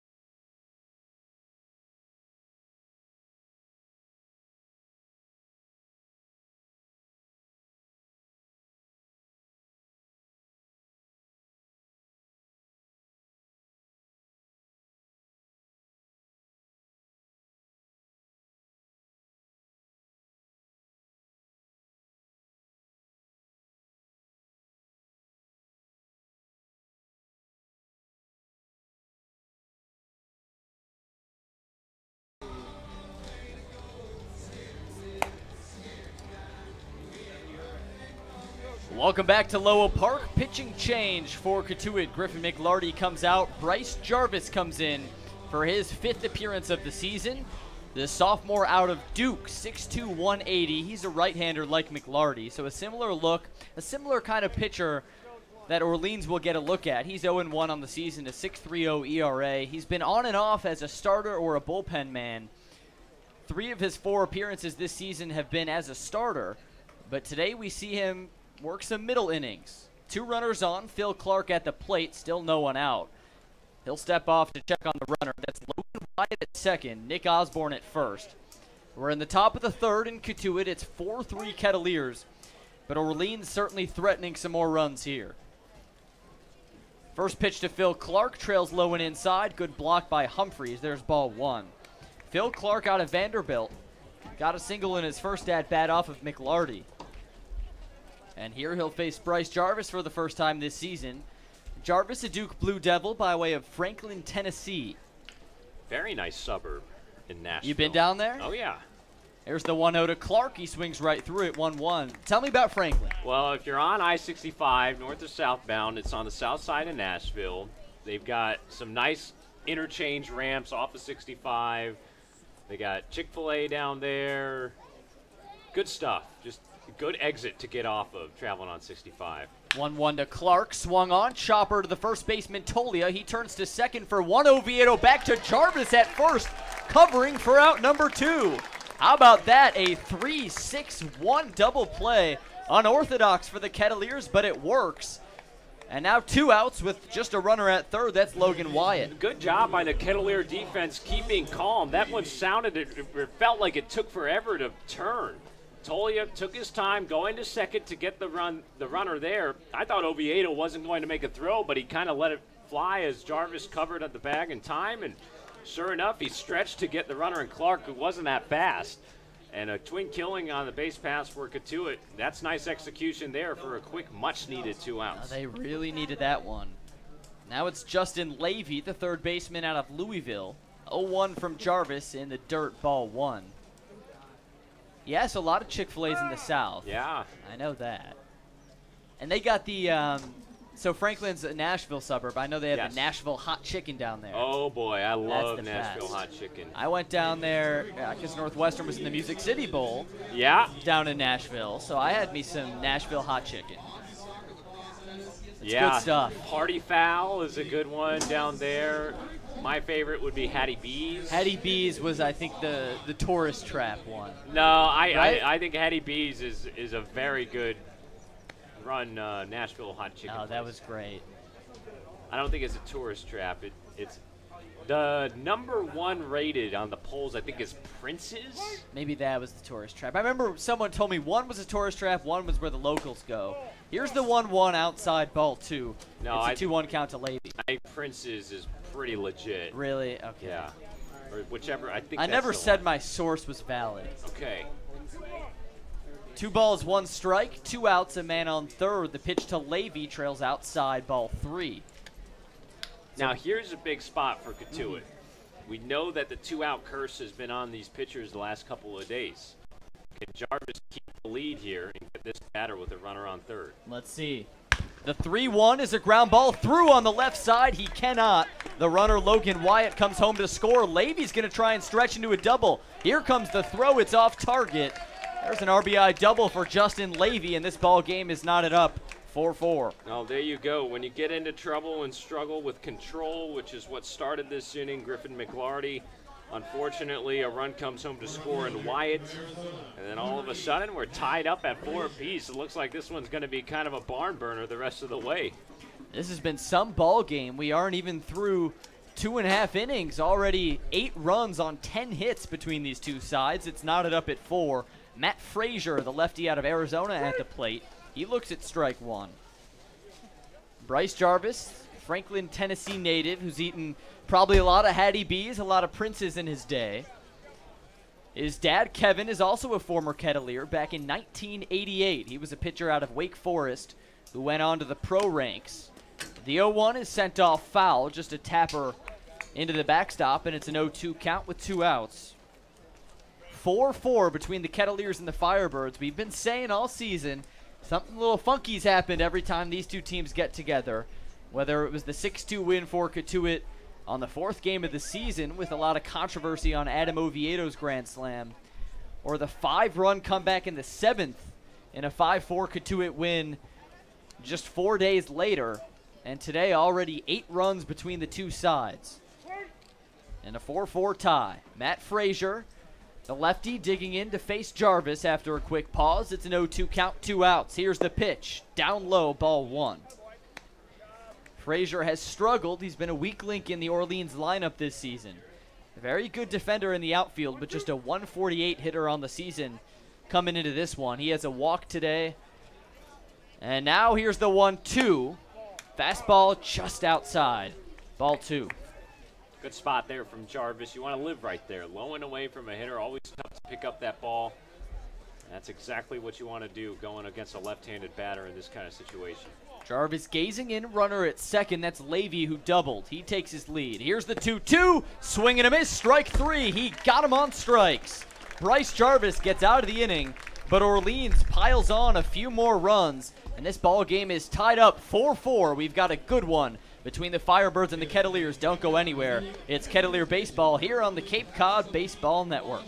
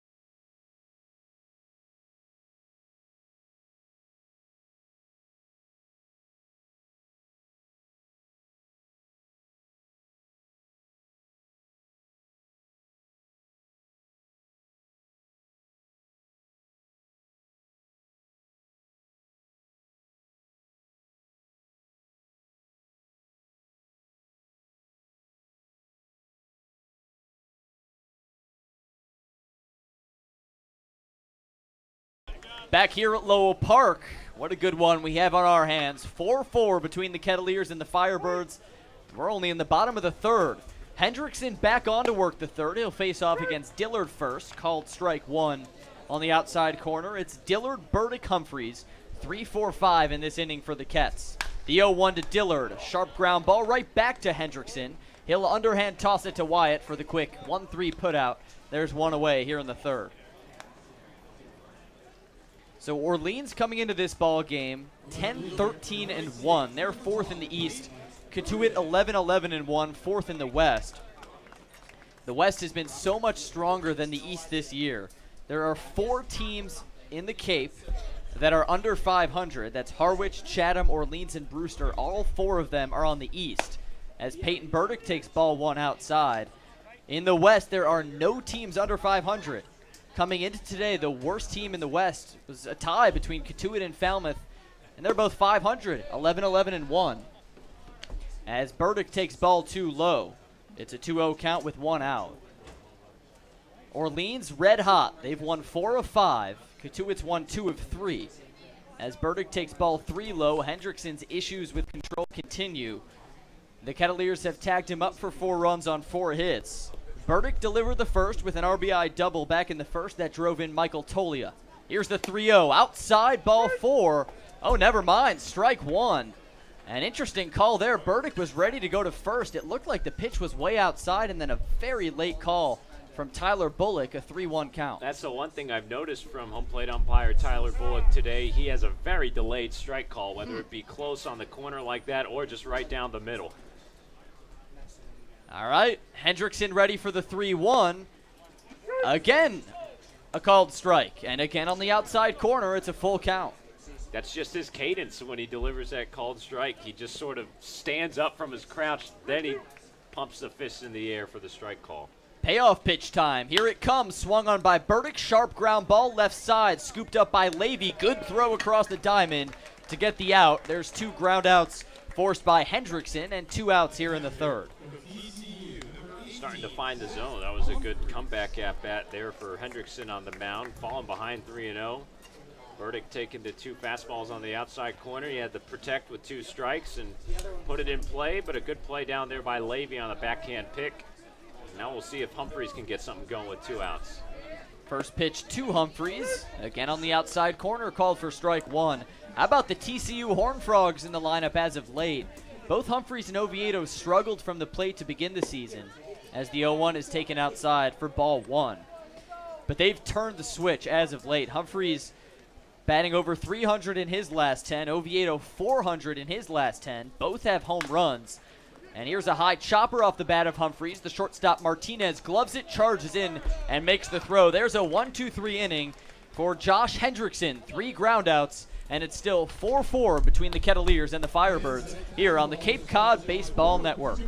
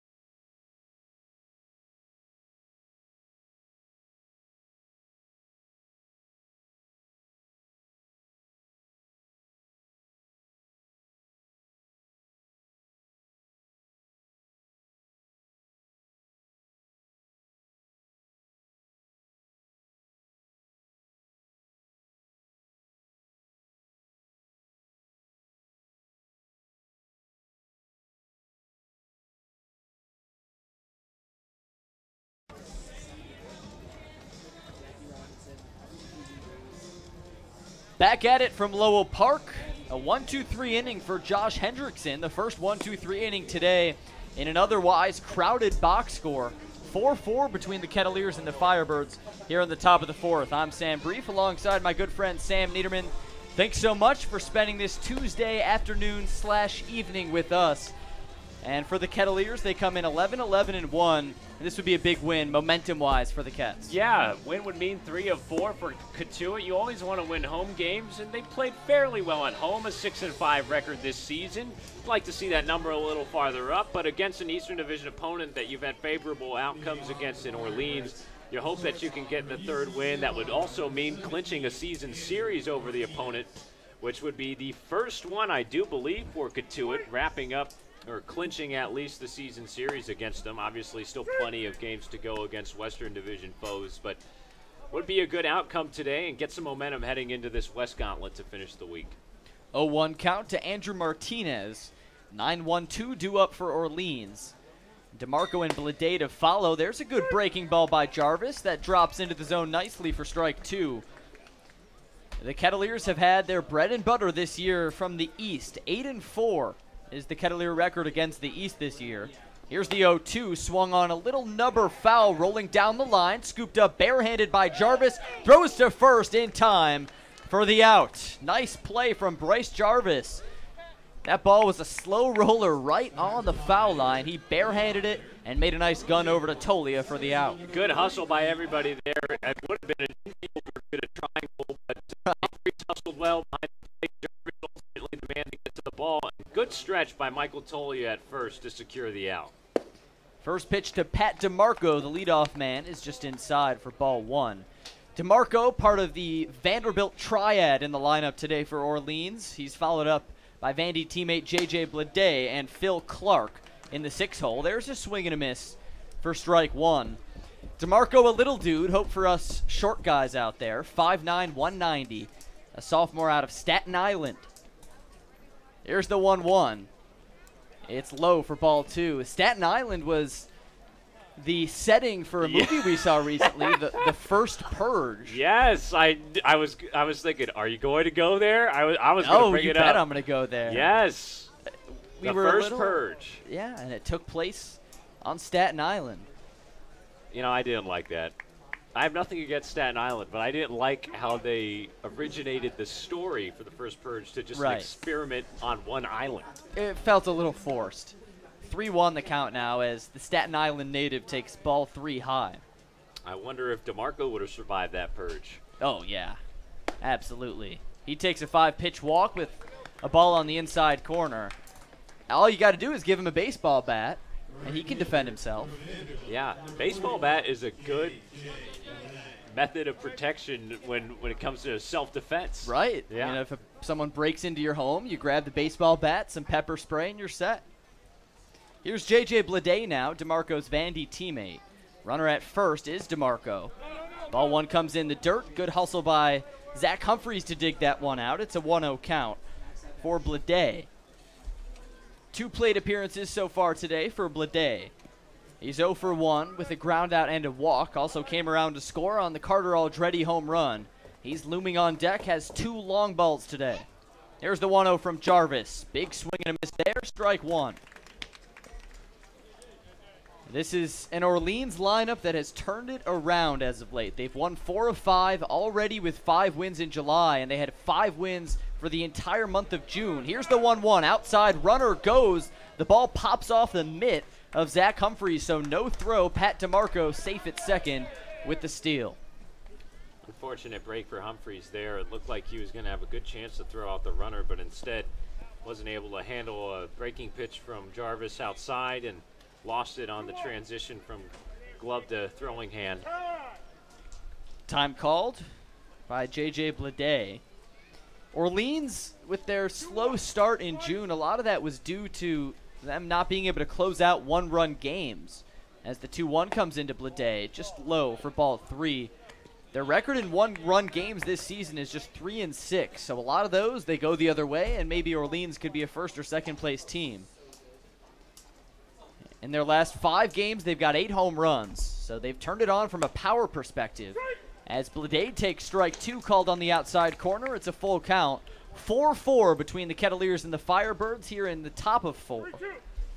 Runner at second, that's DeMarco. Full count to J.J. Blade, the lefty, going up against the righty and Jarvis. He checks on the runner. Now here's the pitch. Breaking ball that trails outside, ball 4. And now runners on first and second with 1 out for Orleans.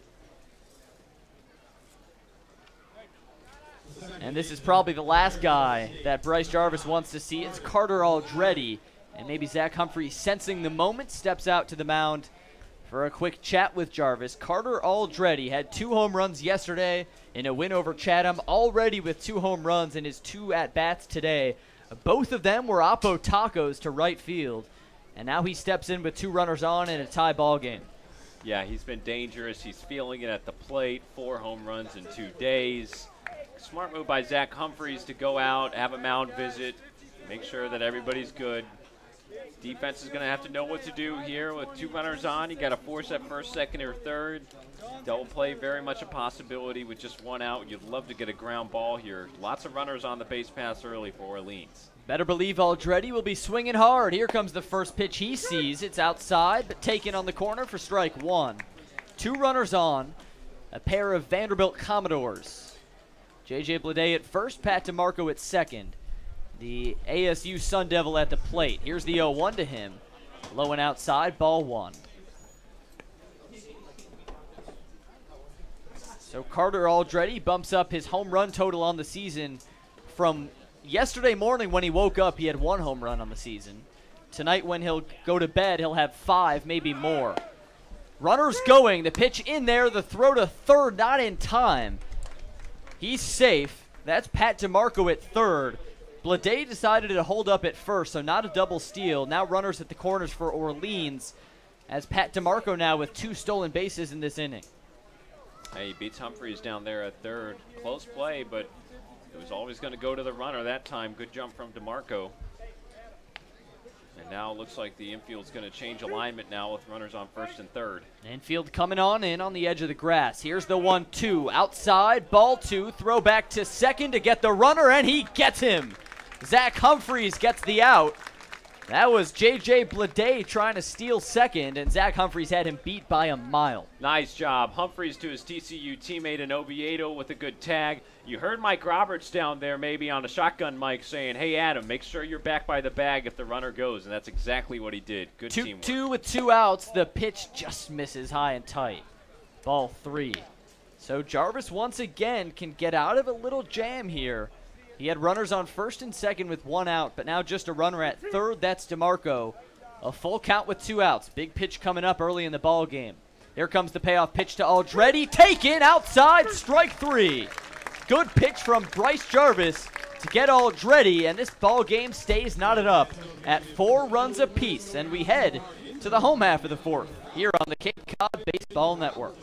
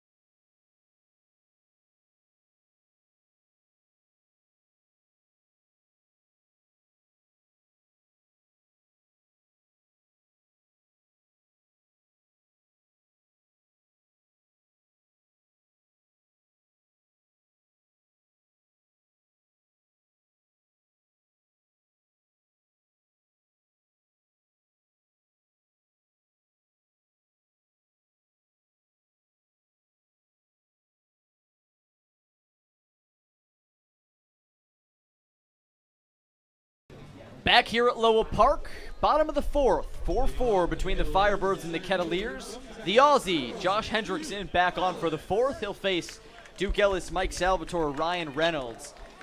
The wind's still blowing out. We've seen a lot of fireworks today, only a few days after the 4th of July. As Ellis takes ball 1, Adam Oviedo with a big home run for the Kettleers in the 2nd. And with that, we can remind you that every home run at Lowell Park this season is special. With Adam Oviedo's home run in the 2nd, that'll result in a $250 donation to the Cotuit Athletic Association in memory of Bob Siegel, longtime fan and great friend of the Kettleers. Here's the 2-0 to Ellis. It trails outside for ball 3. And some of the control issues for Josh Hendrickson continue to roll in. Ellis being patient. Here's the 3-0. And it's a fastball down the middle, taken for strike 1. So Hendrickson out of Australia, one of the first foreign-born players we've seen this season on the Cape, as his 3-1 is taken for a strike on the inside corner. He comes from Wellard, Australia, a suburb just outside of Perth. I'll have you guess the distance in a minute between Perth and Orleans, but first here's the payoff pitch to Duke Ellis, taken outside smartly for ball 4, and leadoff man is aboard for Cotuit. So he was born just outside of Perth, and now he's in Orleans. Give me the mileage. Straight shot. Yes, a couple thousand. I'll say 2,000. Oh, you are lowballing it. Oh, man. Bump it up. Quadruple that number, man. 9,362. More. Salvatore rocket foul. Down the third base line, an 0-1 count. Salvi, nearly a mirror image of the last one. Right. It's the same 3 due up that started that 3-run second for Cotuit. Yep. Salvatore had an RBI double to drive in Duke Ellis. Ellis is going. It's a wild pitch back to the backstop. And Ellis does the slip and slide, head first dive to second. The second stolen base today for Cotuit. Nice job activating the base pass. Mike Roberts with a smile on his face there is no need to worry. Orleans was thinking pitch out there, but just poor communication between the battery there of Hendrickson and Phil Clark behind the plate. And that allows a runner in scoring position now for the Kettleers. 1-1 the count. Ellis with a healthy lead at second. He's got one of the black hand protectors on his left hand.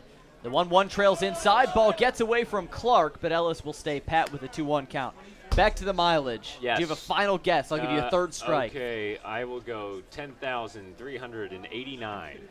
Incorrect. You're still lowballing it. 11,683 miles between Orleans, Massachusetts, and Perth, Australia.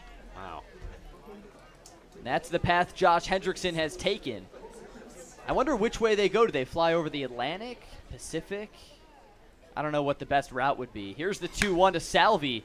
It's skied high in center field. DeMarco under it. He makes the catch. Duke Ellis will tag. Here comes the throw from center, and Ellis is into third standing up. A runner just 90 feet from home with Ryan Reynolds coming to the dish. Nice job by Salvatore getting that ball into the outfield. That's what getting the leadoff runner on will do for you, and with that stolen base. So you move them up to third with less than 2 outs. Good fundamental offense from Cotuit. And back to the mileage thing. Well, I don't know where they would go. It depends on if you think you go over the Pacific. Round or flat. I mean, it doesn't if you're a flat Earth truther, I guess you can take any which way you want. We call up Kyrie Irving. Yeah. He's nearby. He's in Boston. 0-1 or first pitch to Ryan Reynolds outside. Now it's an 0-1. I can't believe I was so far off on those guesses, though. My dad always 2000. says. Yeah, my dad always says I don't have the concept of money down. I guess I don't have the concept of mileage either. Here's the 0-1 to Reynolds. Swung on and skied high. This could drive in a run. Bladay's got a beat on it. He makes the catch. Duke Ellis will tag from third. Here comes the throw. It's late. Ellis is in with the 5th run of the ball game for Cotuit, and the Kettleers retake the lead 5-4. How about Ryan Reynolds doing his job? 2 consecutive sac flies to drive in runs. Now the Kettleers back on top. Duke Ellis doing his job to lead off the inning and get on base with the walk. He goes around with the stolen base, moves up on Salvatore's fly ball. Small ball for the Kettleers. That's what this offense needs, turning out runs consistently early in this game. So 2 sac flies for Ryan Reynolds, and it's 5-4. Here's Oviedo to face Hendrickson. He kicks in deals a first pitch strike. Oviedo, probably the hottest bat in the Cotuit lineup. His last time out was an absolute bomb over the left field fence, a home run in the second. The 0-1 to Ovi, swing and a miss, strike 2. Got him on a changeup there. He took out a fastball his first time up, got all of it to deep left field. See if he can protect here with 2 strikes. Oviedo takes a little walk behind home plate umpire Tyler Bullock, now digs in. Here's the 0-2 from Hendrickson, way outside, trying to get Oviedo to bite. Ovi does not, and it's a 1-2 count. 5-4 Cotuit, bottom of the 4th. Oviedo sets. Here's the pitch from Hendrickson. Breaking ball, slapped through on the left side. It's scooped up by Levy. He bobbles, throws to first in time to get the out. Brady North, the first base coach for Cotuit, unhappy with that call. Levy had a little trouble with it. Looked for a moment like the ball got through. He got a handle at the last moment. Made a nice throw for the 5-3 putout. But the Kettleers get their leadoff run aboard and move the assembly line. Ryan Reynolds drives him in. Duke Ellis with a sac fly to right field, and it's 5-4 Kettleers heading into the 5th on the Cape Cod Baseball Network.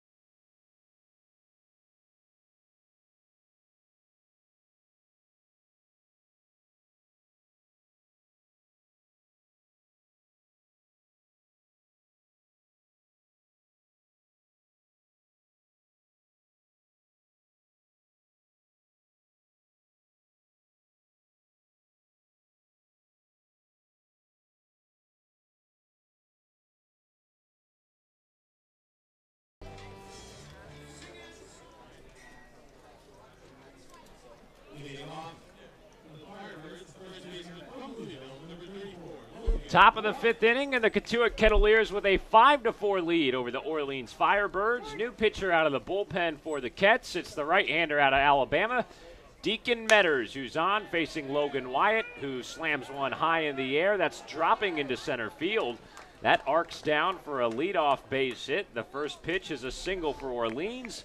Wyatt aboard, and we're underway here in the 5th. Good to have you along with us, Sam Niederman, Sam Brief.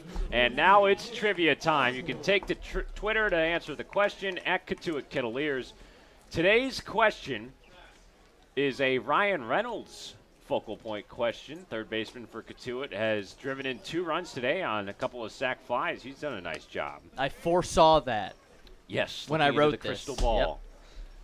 Here's Nick Osborne with a man on and nobody out. Takes a breaking ball low for ball 1. So today's question, Ryan Reynolds' dad, Shane, was an MLB pitcher from 1992 to 04, pitching for the Houston Astros, Atlanta Braves, and Arizona Diamondbacks. There's a high fastball up and in, 2-0 now on Osborne. On May 6th, 1998, Reynolds pitched for the Astros, striking out 10 in a loss. Which legendary pitching performance was on the other side of this game? Great question. Compiled by Mr. Brief, who's nodding his head in approval. The 2-0 from Metters, up at the letters, 3 balls and no strikes on Osborne. So, which legendary pitching performance on the other side of the 10K game from Shane Reynolds on May 6, 1998? 4-pitch walk now to Osborne, and now there are 2 on with nobody out for Orleans, down by 1 here in the top of 5. Was it A, Kerry Wood's 20K game, B, David Wells' perfect game, or C, Roger Clemens' 18 strikeout game, or D, John Brandick's no-hitter? Which of those pitching performances was on the other side of a Shane Reynolds 10 strikeout performance and a loss on May 6, 1998? Reynolds pitching for the Houston Astros. There you go. That's the question.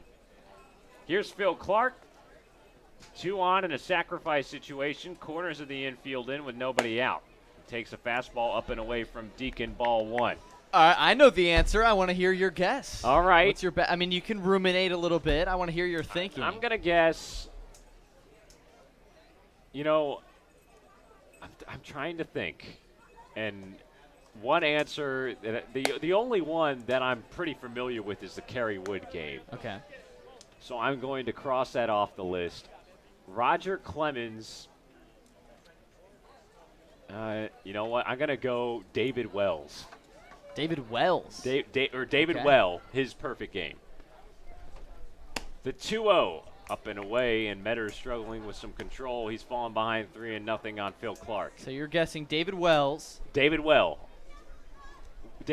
yes, his perfect game. Okay. 3-0. There's a fastball over the plate for strike 1. So I'll go on Twitter and vote David Wells. Okay. You're putting the vote in there for me. So far, 43% have voted for Kerry Wood, 43 Roger Clemens, and 14 for David Wells. No one's voted for John Brandick yet. Okay. 3-1. That's smacked high in the air to straightaway center field. Ellis retreating back to the fence. The ball sails over. It is a 3-run home run. Phil Clark here in the 5th. Orleans 7-5 on a 3-run shot. The 3rd Firebird home run of the day. Man, the ball's really flying out today. These Firebirds are feeling it. They've come in hot, and they're continuing their offensive excellence today. A nice sequence. Logan Wyatt poking his way on. Nick Osborne working a walk, and then Phil Clark doing cleanup duty. The good thing for the Kettleers, it's only a 2-run game, and it seems like Cotuit's bats are also pretty hot.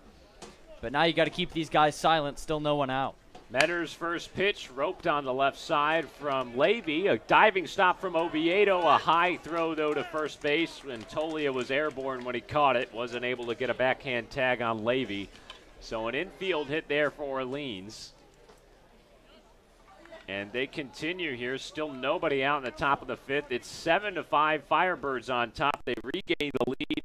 Phil Clark with the 3-run home run to play Wyatt and Osborne. And now it'll be Matt Frazier to come to the dish. How about this? But the 3 home runs today, that's now 11 home runs in the last 6 games for Orleans. They've really found their power stroke as a team. There's a fastball away, called for a strike. Metters getting the first pitch strike on Frazier. Cotuit took the lead 5-4 on the sac fly from Reynolds in the last inning. Now the 3-run shot from Clark gives Orleans a 2-run advantage.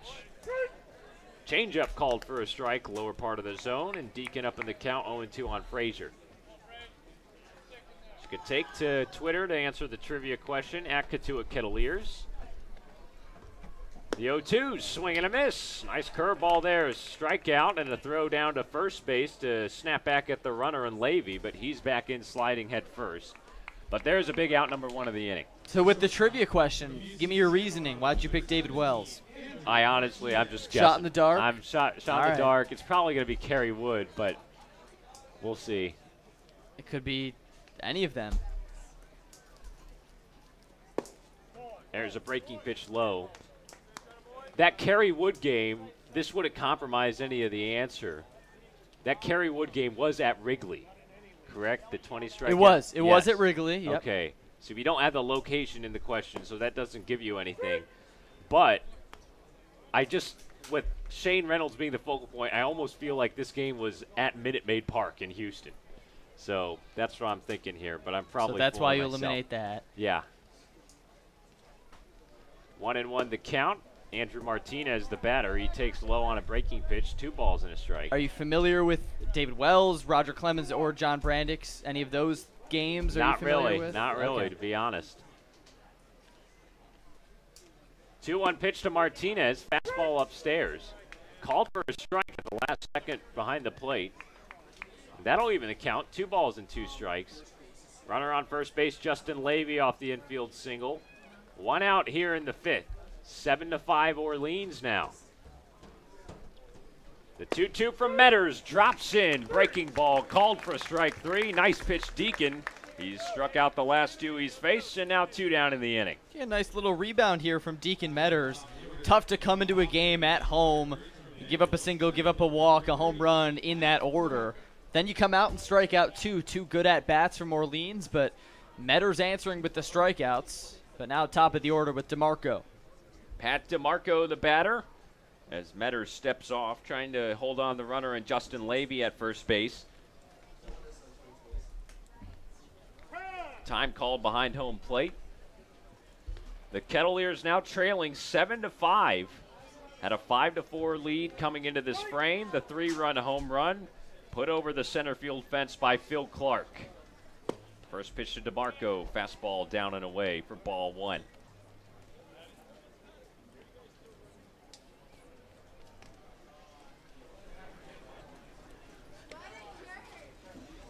Big lead from Levy at first.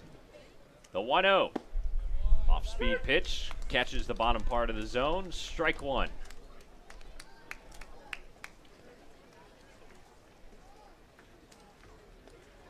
Metters comes set out of the stretch. The right-hander kicks and deals. There's another good changeup. Swing and a miss from DeMarco. And Deacon settling in now. He's ahead in the count. 1 ball and 2 strikes. 2 outs here in the 5th. Levy on first base. Metters will come set. The big right-hander from Tuscaloosa kicks and deals. Runner going, won't matter. Swing and a miss. And that is out number 3. Deacon Metters strikes out DeMarco. All 3 outs in this inning behind the punch. Jumps in front. The 3-run home run from Phil Clark, making it a 7-5 Firebird lead. Cotuit will try and answer. Home half of the 5th coming up next here on the Cape Cod Baseball Network.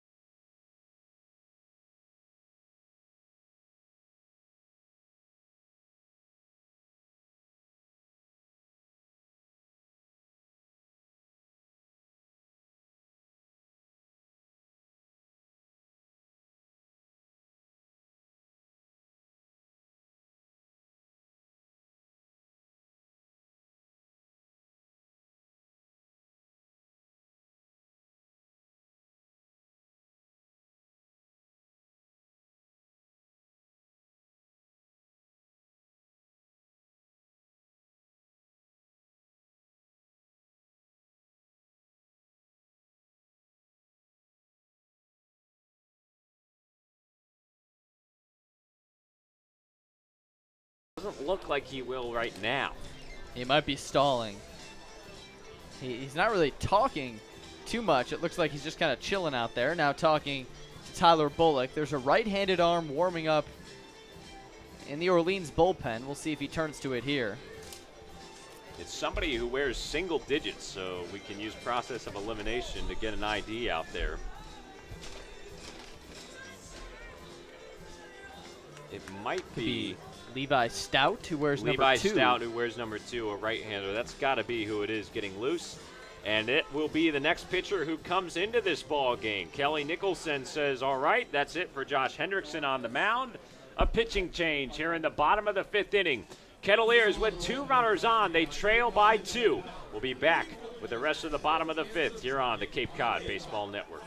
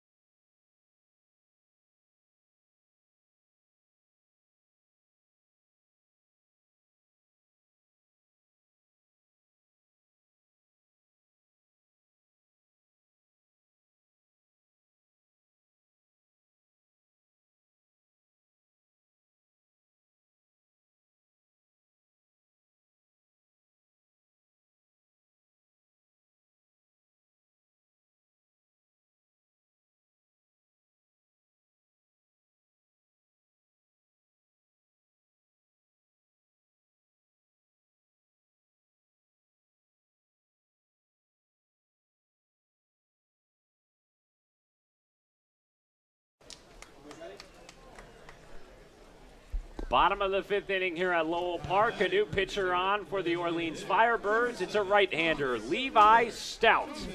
6'2", 195 pounds from Lehigh University. And he comes on inheriting 2 base runners for Cotuit. Robertson on second, Tolley on first, and Thomas Dillard is the batter. Nobody out. First pitch, fouled back towards the parking lot by Dilly. Switch hitter who will now bat from the left side, facing a right-hander in Stout. Josh Hendrickson started this game a southpaw. He went 4+ innings, allowing 5 hits, already 5 runs to Cotuit. He's responsible for the 2 runners on right now. He walked 2 and struck out 2. 0-1 is down in the dirt from Stout. 94 miles an hour on that last fastball.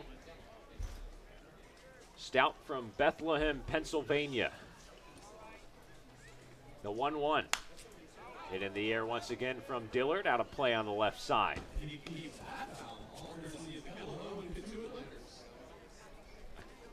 Shadows across the left side of Lowell Park here in left field, as well as the left side of the infield, extending across the mound. Sunny skies above, sun beginning to set though, as Dillard tries to protect with a 1-2 count. Pitch is a breaking ball in the dirt. Clark keeps it in front, ditches his helmet, and gets it back to Stout on the mound. The runners stay put. And for the Kettleers, now you're down 2. We're getting into the middle part of the ball game. 2 runners on with no one out. You have to score one of these runs. Can't leave guys on base. That was kind of the Kettleers' kryptonite offensively yesterday in Bourne. So let's see what Dilly can do. Stout from the stretch, the 2-2. Once again, Dillard able to chop a piece of it foul out of play in the parking lot. 3 runs in the 5th, all off of Phil Clark's bat for Orleans. A 3-run home run to straightaway center right over the 397 sign, making it a 7-5 game. Kettleers trying to get back up off the mat. First, Stout will turn and check on Robertson at second. Nobody holding on in the Orleans infield, including Tolia at first base. Everybody playing back, a force at first, second, or third. Stout comes set at the belt. Here's his 2-2. Grounded shortly, left side. Barehand play by Levy at third. Long throw in time. Stretch from Wyatt. He was able to get the runner on the catch. The call from first base umpire Pat Burns says the runner is out. Dillard advances both base runners for the Kettleers into scoring position. Tolia up to second, Robertson up to third. Mike Roberts not happy at third base, barking over to Pat Burns, the first base umpire, after that call. Brady North was also not happy, flailing his arms up right away. That was really close. My initial reaction was that he was safe. Dillard was trucking down that first base line. He's really fast for his size. First pitch to Peyton Burdick now. A called strike on a curveball outside. Time called. Time called on the base pass by Mike Roberts. Might be an issue with Robertson. Talk with Will Robertson, who might be injured, as Craig Moody scurries out from the dugout, the athletic trainer. Robertson, that last pitch, took a big secondary lead as if he was going to steal home, and he kind of stumbled back. So that's what they're looking at. It looks like he'll be okay as Craig Moody just gives him a pat on the back. It might be something with a lower body. I'm not sure. It looks like maybe a leg. It looks like he's all right, though, at the end of the day. Yeah, changing direction like that, you can pull something, but he seems to be okay. And even though I know the Kettleers were frustrated with the call at first base, it was still a productive out. 2 runners in scoring position. 1 out and an 0-1 count on Burdick. Breaking ball in the dirt for ball 1. Kettleers looking to tie this game up again, down 7-5. Here in the bottom of the 5th. Tolia on second. Robertson taking his lead at third. The 1-1. Fastball that zips outside just off the glove of Clark, but he's able to trap it behind him. And it's now a 2-1 count on Bird. Burdick 1 for 2 today, the RBI double in the first inning to initially tie the game up at 1. Looking to get it back on level terms here as a 2-1. Knocked foul on the left side. Big spot midway in this ball game for the Kettleers at home. A 500 ball club so far this season at 11-11-1. Looking to make it 3 wins over Orleans. Robertson a big secondary at third. And now Stout will step off. The right-hander is going to opt to work in the windup here with runners in scoring position. Here's the 2-2. Breaking ball, way inside, full count.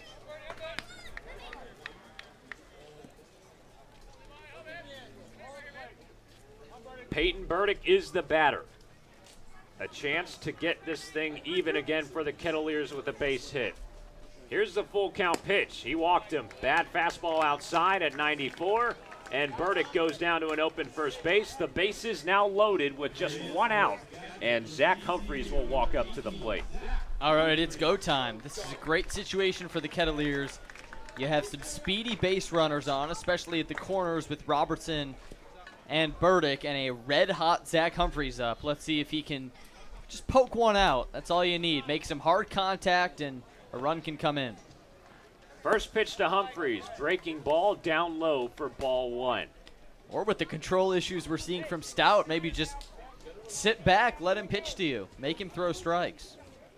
Humphreys steps in, looks at his Blackwood bat. Now he's ready. Stout out of the stretch with the bases loaded.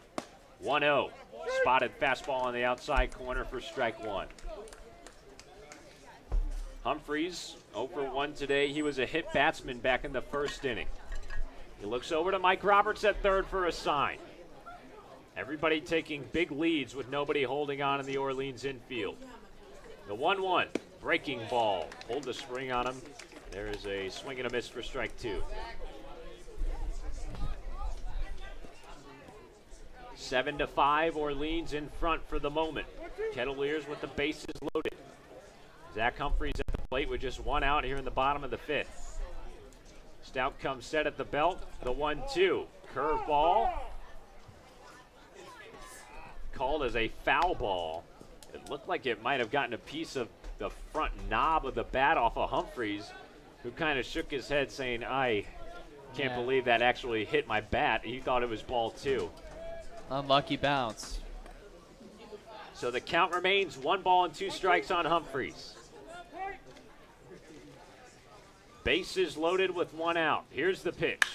Fastball that's tailed on the right side, foul. He just got a piece of it, catching up to it at 94 miles an hour. And this is a really important spot for Cotuit with just 1 out. Remember, yesterday against Bourne, the 3rd inning and the 4th inning, the Kettleers stranded 3 runners. They left the bases loaded in each of those innings. So here you have to avoid those mistakes and capitalize. The 1-2. Fastball called strike 3 on the outside corner at 97. Zach Humphreys shaking his head. He didn't like the call from home plate umpire Tyler Bullock, and that's a big second out of the inning. Yeah, Humphreys didn't like it. One of the most polite, kind-hearted guys on the team, so that was a very Zach Humphreys-like way to argue. He just kind of was shaking his head like, sir, that wasn't a strike. Because quite frankly, you could argue it wasn't. It was quite a bit outside. A tough call there. Now it's up to Duke Ellis. First pitch to him, fastball low for ball 1. Bases are still loaded for Cotuit. 2 outs here in the bottom of 5. A 2-run deficit for the Kettleers.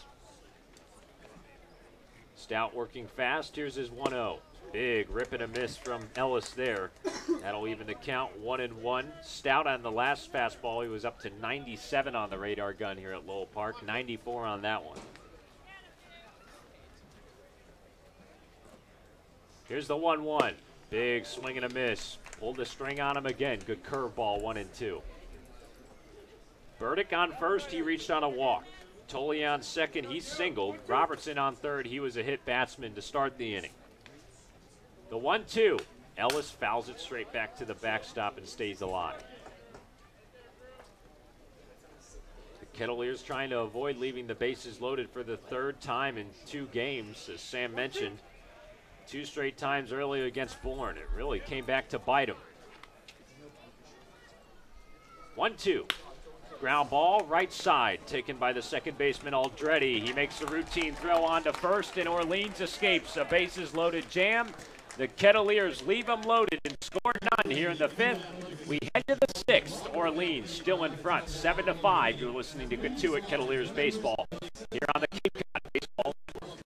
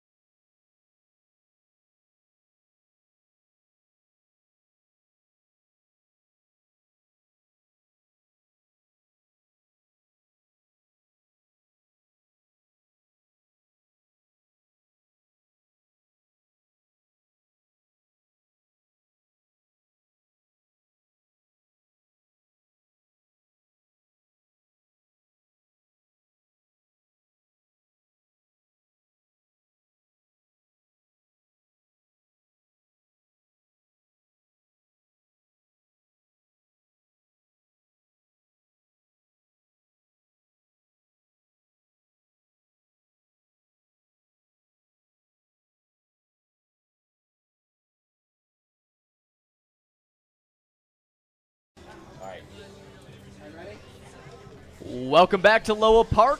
We're in the top of the 6th. Kettleers leave the bases loaded in the 5th. Some good pitching from Levi Stout. And now Deacon Metters will try to match that here in the 6th inning. It's 7-5 Orleans, 2-3-4 due up for the Firebirds. Blade, Aldretti, Wyatt. Swing and a miss there from Blade. And Deacon Metters has the quick 0-1 advantage.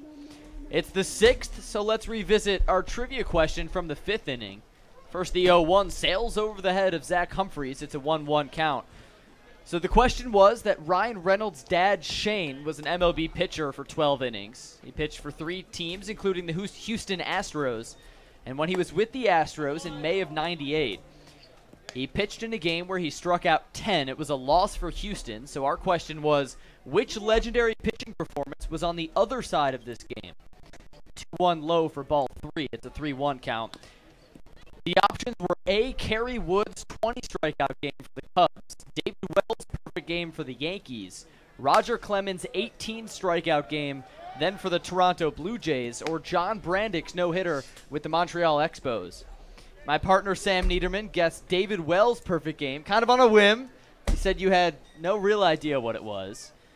Here's the payoff pitch from Metters to Blade, and it's a ground ball right to the first baseman, Tolia. He'll take it himself for out number 1. How you feeling about that guess? I'll give you a mulligan if you want to change it. No, I don't believe in that. You tried doing that in mini golf, and I denied it, so I'm not going to accept one here.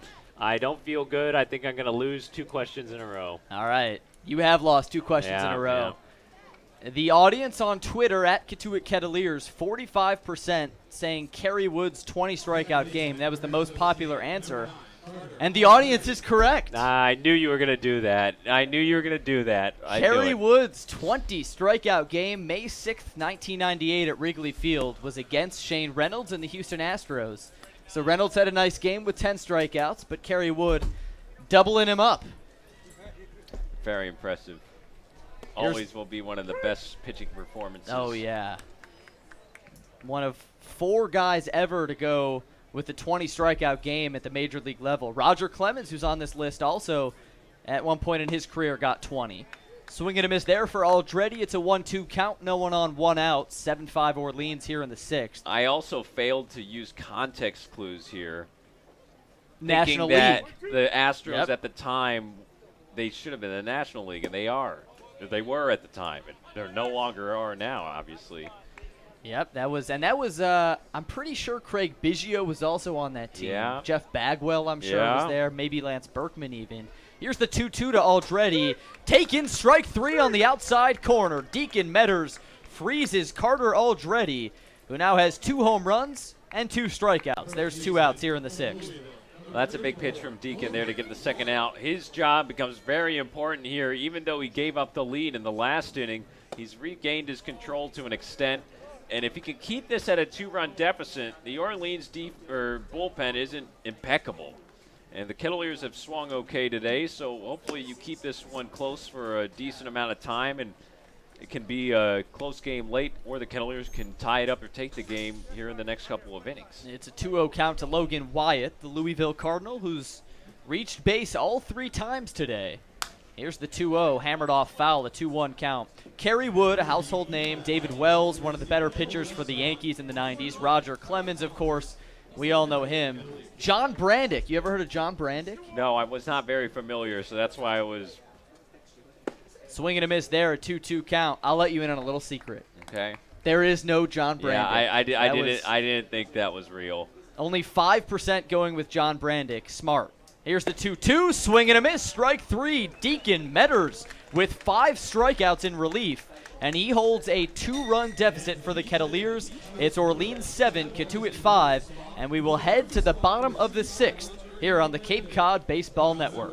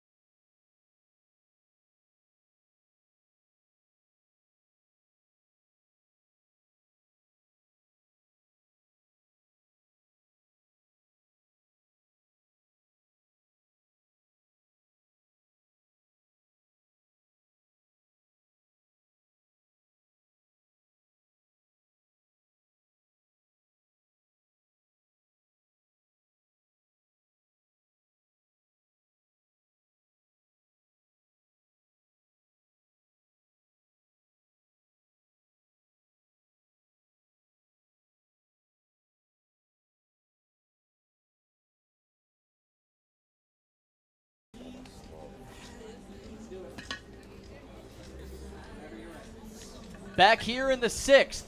Let's do it, Cotuit. Kettleers looking to rally. They trail at 7-5.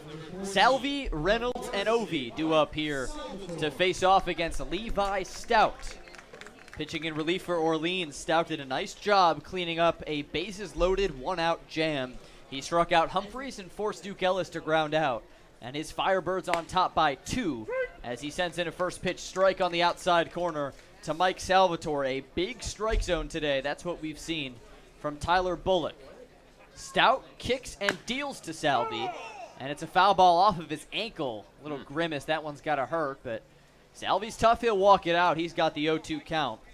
Levi Stout, as we observed when he was warming up in the bullpen, wears an unorthodox number for a pitcher, number 2, out of Lehigh University, by way of Bethlehem, Pennsylvania. Number 2, I remember a famous number 3 for Lehigh. Here's the 0-2 from Levi, and it's high, swing and a miss, strike 3. A 3-pitch strikeout of Mike Salvatore. How about C.J. McCollum for the Lehigh basketball team when they beat Duke as a, was it a 15 seed or a 14 over seed? 2 in 2015. Crazy year that was. Or sorry, not 2015, because Duke won it all that year. 2014. Any way to remind me. First pitch to Ryan Reynolds, in there for strike 1. Reynolds' dad, Shane, was the subject of our trivia question today. We'll be back tomorrow with a fresh question in the 5th at Hyannis. The 0-1 is taken away for ball 1. So tomorrow we'll head to Hyannis. That's a 6 o'clock first pitch against the Harbor Hawks. And then we continue a little Western Division gauntlet as Reynolds tails one off foul, a 1-2 count. Home and home with Wareham Thursday and Friday. Thursday at Lowell Park. Friday at their place at Spillane Field. Then back at Hyannis Saturday, Falmouth on Sunday, and then the team will head to Fenway with the rest of the Cape for a workout. 1-2 to Reynolds, low and inside, ball 2. That'll be a fun day, Fenway Park. Yeah, we're going to Fenway. We're going to Fenway.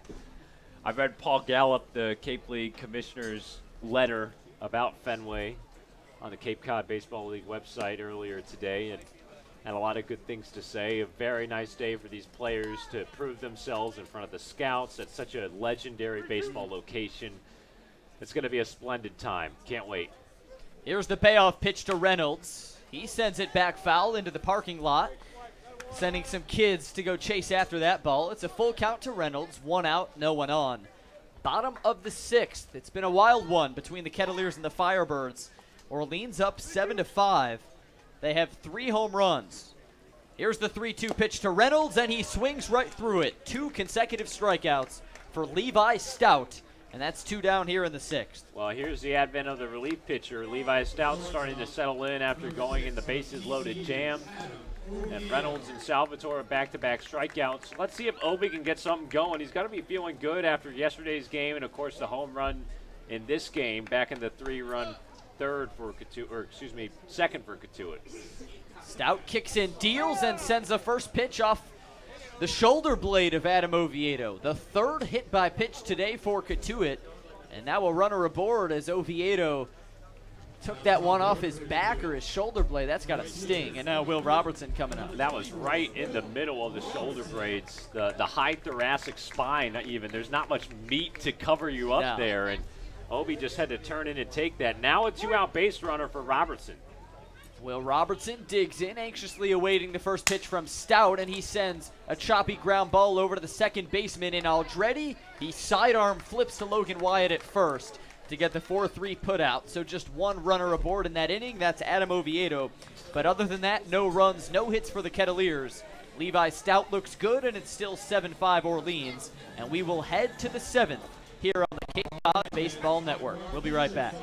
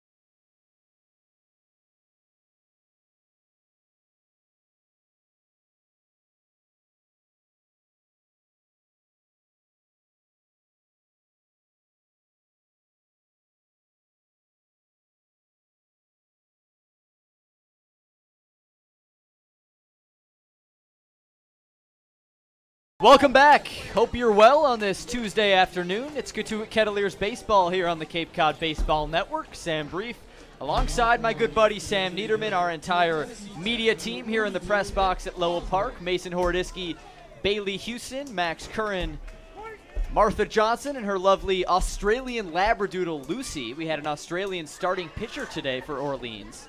That was Josh Hendrickson. And there's a first pitch ball outside from Deacon Metters to Nick Osborne out of Tennessee Tech. A screamer inside taken for ball 2. Osborne 1 for 2 today, a single, a walk, and a flyout. He came in with 4 home runs in just 9 games this season. The 2-0 is sent high in the air, foul on the left side, an absolute missile that just disappears into the big green trees in the outfield. If it was fair, it would have been gone by about 100 feet, but Osborne way out in front of it. So now Nick Osborne digs in the shadows. Here's the 2-1 from Metters, swing and a miss, strike 2. Shadows casting over all the left side of the field, most of the infield, just the right side of the infield and the outfield are splashed in sun. Now here's the 2-2 from Metters, lazy swing and a miss, strike 3. Deacon Metters looking good, now with 4 strikeouts of the Orleans Firebirds. Yeah, Deacon really starting to dial it in. He fooled Osborne there, coming back in that at-bat. Good stuff to get the leadoff man. Check that. Got a little mixed up. 6 strikeouts for Deacon Metters. Don't want to shortchange him. When he came out, Sweet Home Alabama was ringing on the loudspeakers for the Alabama native out of Tuscaloosa, part of the Alabama Crimson Tide. He sends in ball 1 to Phil Clark. Clark tagged Metters for a 3-run home run to center field his last time out. That was in the 5th. That gave Orleans the 7-5 lead they still hold now as Clark swings and misses at strike 1.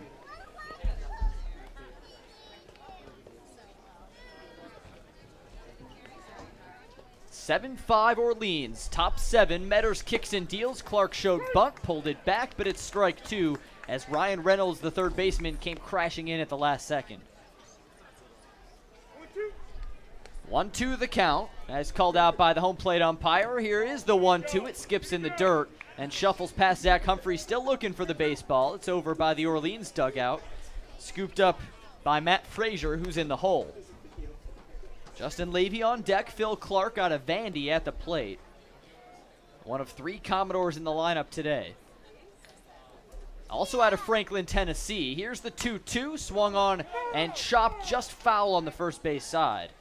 So Franklin, Tennessee, from the same area as Bryce Jarvis, who came in relief of Griffin McLarty earlier in this one. And Sam was commenting on how he likes the Chick-fil-A out in Franklin. Yeah, Chick-fil-A Some of the hot chicken in Nashville. Nashville is just a great place. I'm sure these Vandy kids have a lot of good times there living in the city at that university. The 2-2 is a high chopper over to the second baseman, Salvatore. Gloves, throws. There's out number 1. Nice play, Salvi. Out number 2. Sorry about that. Nice play coming in there on a little slow dribbler, making sure that he vacuums it up with the glove. Good hand-eye coordination. Now it's the third baseman, Justin Levy, out of Louisville. So we've got 3 Vanderbilt Commodores in the lineup, 2 Louisville Cardinals, the other being Logan Wyatt. Ball 1 comes in to Justin Levy. Let's kick it back to some of these scores around the Cape. We have some favorable results for the Kettleers. Of course, the Kettleers have to take care of business here. Now a 1-1 count on the strike. Harwich up on YD 4-3, top of the 8th at Red Wilson. The Brewster Whitecaps up 6-0 on the West leading Gateman in the 5th. Swing and a miss there for strike 2. And over at Gov Fuller Field in Falmouth, Chatham putting a beating on the Commodores 7-0 as the Anglers look for a doubleheader sweep of Falmouth. So in all the East-West matchups right now, the East on top. Here's the 1-2 from Metters. It hooks low and away for ball 2 on the breaking ball. 2-2-2 on the board. Metters looking for his second consecutive 1-2-3 inning. It's Deacon against Justin Levy. Deacon kicks and deals. Outside, it goes through the 5-hole of Humphreys. No worries, no one on base. And the count runs full. Top of the 7th here at Lowell Park, third matchup. of the season between Orleans and Cotuit. Here's the payoff pitch. It's grounded foul on the third base side, and we'll do it again. The first matchup was back on June 16th, a wild 6-2 win for Cotuit at Orleans. And then on Wednesday the 20th, a few days later, a 5-4 comeback win for Cotuit. They're 2-0 this season against the Firebirds. 3-2 the count, 2 outs. Here's Metter's pitch. It's outside, ball 4, and Justin Levy draws a 2-out walk. So Sam's been observing for the last few days, and for a lot of today, the 2-out troubles for some Cotuit pitchers. Bourne had some 2-out rallies last night, some 2-out rallies today for Orleans, and Metters will hope to pitch out of another 2-out rally here with Matt Frazier, the Arizona Wildcat, coming to the dish. First pitch to Frazier, outside, ball 1. Yeah, the 2-out home run from Aldretti in the first, and then the RBI double from Levy back in the third after a 3-6-1 double play. Those two 2-out rallies, really the difference at this point. Metters set out of the stretch. The tall righty from Tuscaloosa steps off with a quick move to first, and he'll call time here. Metters was the Cape Cod pitcher of the week, his first week on the Cape, as the 1-0 comes in low. And congrats to our Anthony Veneziano for being named Cape Cod League pitcher of the week for this past week. He was excellent at his start at Harwich this week. 6 innings, just 1 hit, no runs, had a no-no through 5. Here's the 2-0, tagged foul over our heads in the press box over near the parking lot, and it's a 2-1 count. So 2 weeks this season, Cotuit's had a pitcher win Cape Cod League Pitcher of the Week. Pretty good stuff. As Deacon Metters comes set with the 2-1 count, he'll kick and deal, and it's a fastball zipped in on the outside corner, strike 2. All right, Deacon, let's finish this thing. Metters with the Alabama cleats. Gets set in his pinstripe jersey, kicks and deals, swing and a miss, strike 3. And Metters with his 7th strikeout in this excellent relief appearance. He holds it at 7-5 Orleans. Time to stretch here at Lowell Park. We head to the bottom of the 7th here on the Cape Cod Baseball Network.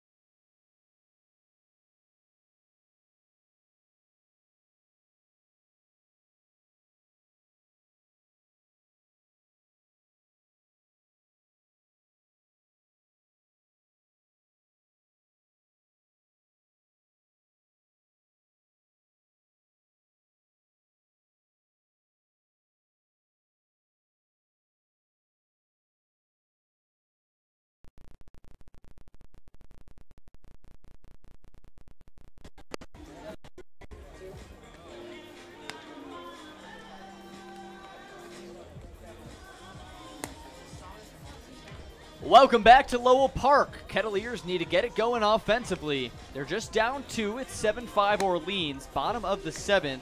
A good part of the order coming up for Mike Roberts' bunch, Tolia, Diller, Burdick.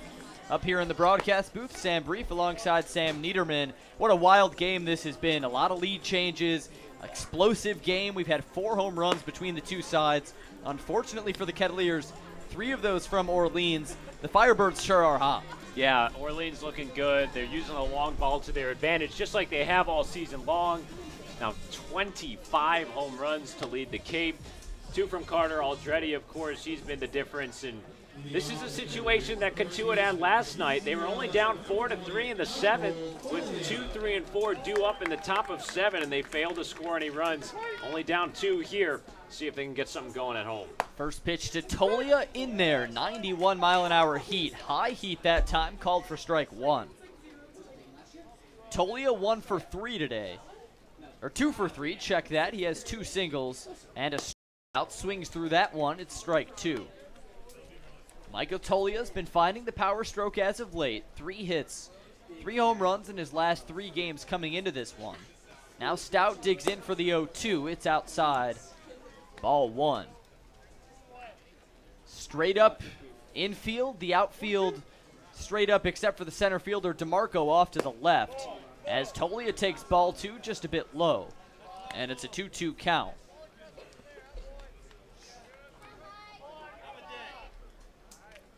Stout out of the windup. He kicks and deals to Tolia, high and outside, ball 3. Firebirds wearing their fiery away red uniforms with the block Orleans across the front, pristine white pants.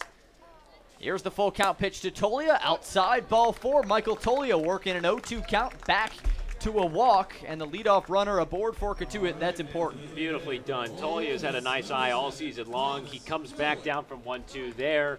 Good take. Stout's had some trouble. He gets it up there in the 90s for his fastball. He's usually missing the zone, so it's on those Cotuit hitters to not be giving him any strikes that are actually balls.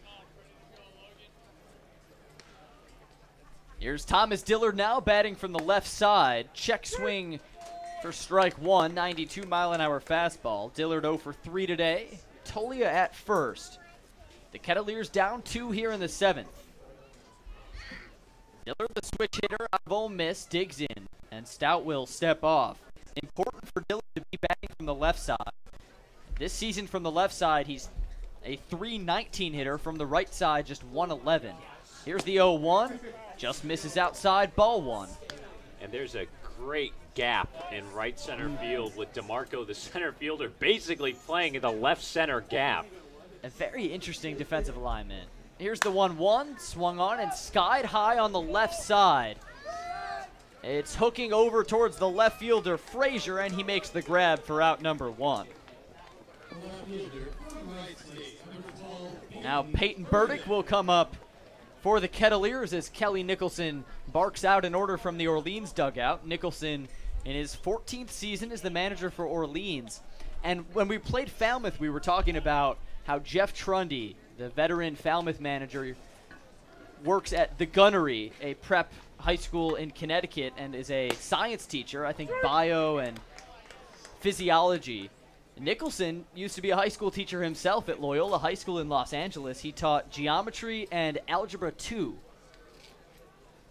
Burdick awaiting the 0-1. Here it comes. It's outside, ball 1. Throw back to first. Not in time. Tolia's back. Which of those subjects would you get a worse grade in right now? Algebra 2 or geometry? I was always good at algebra, so I'll take algebra 2 as my strong suit. Okay. Biology, I've never been good with science, no matter what. Screamer near the head of Burdick. He ducks out of the way. It's a 2-1 count. I'd probably take geometry. I like those right angles. Nah, I don't like that. I thought geometry was just a bunch of mumbo jumbo, just a bunch of smoke and mirrors. You know, maths. I'll let the pitch go by. 2-1 is high. Ball 3. You were saying about math. Mike Roberts says baseball is a game that can humble you real quick. Well, math is a subject that can humble you real quick. Right. Us journalism or communications majors, not too good at math. 3-1 to Burdick. Swung near the hands and fouled back. The count runs full. Tolia's at first. I mean, when I took that math placement exam, humbled You real didn't do quick. great. I saw you at the dinner table struggling. I was struggling. I had to get the pen and pad out. Back to the scratching board. Here's the payoff pitch to Burdick. He slices it foul into the trees on the right side. A full count. Was that just a broken glass sound effect that I think heard it over our was. PA? I think it was. Excellent job. That fooled me for a second. I was like, oh no. Yeah, I thought that no. was something real because we don't do sound effects normally, but wow, okay. 3-2 the count to Burdick. Here's the pitch outside, ball 4, and Peyton Burdick takes first base on the walk.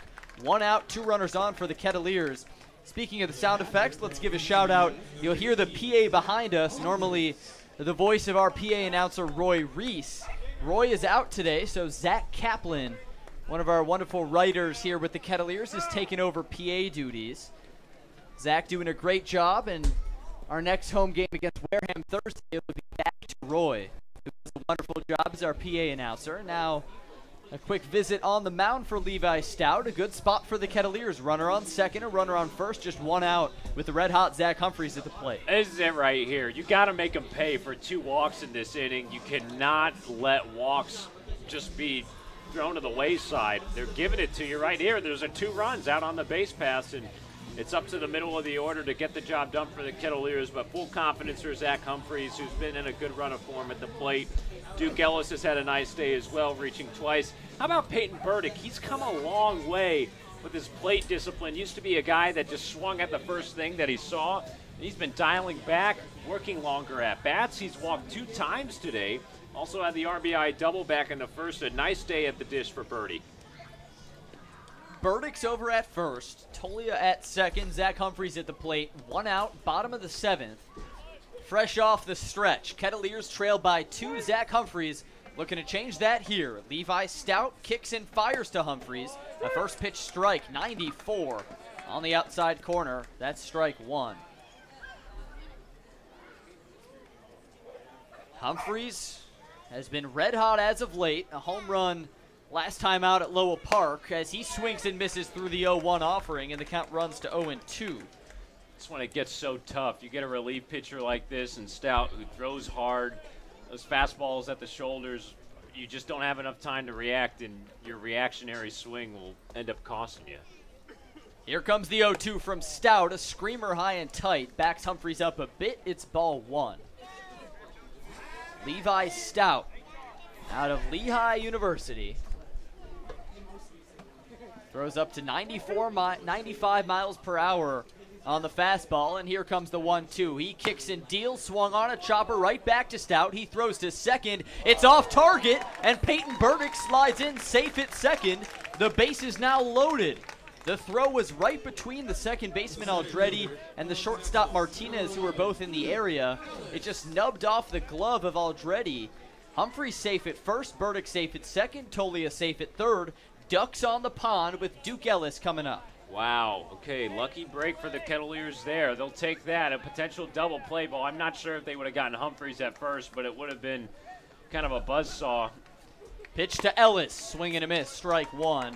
This is a big opportunity for the Kettleers. Once today in the 5th, they left the bases loaded. Twice yesterday in the 9-3 loss to Bourne, they left the bases loaded. Here the bases loaded for Ellis. The 0-1, pinned on the outside corner, called out for strike 2. Tolia's at third, Burdick's at second, Humphreys at first. At the plate, the Texas Longhorn, Duke Ellis, facing an 0-2 count. Here comes the pitch. He swings on it, fights it off foul. Little dribbler to the right side.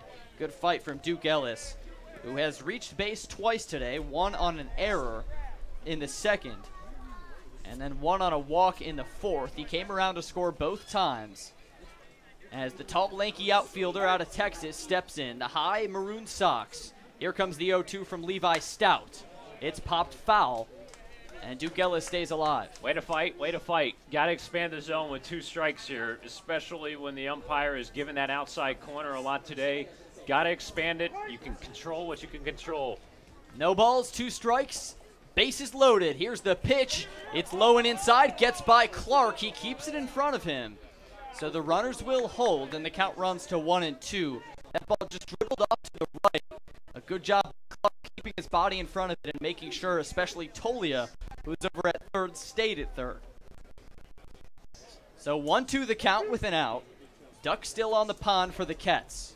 Stout comes set out of the stretch. He kicks and deals to Ellis, who swings and misses for strike 3. Ellis disappointed with himself, and now Brady Smith, a pinch hitter for the Kettleers, will come up in place of Mike Salvatore, trying to salvage something out of this inning.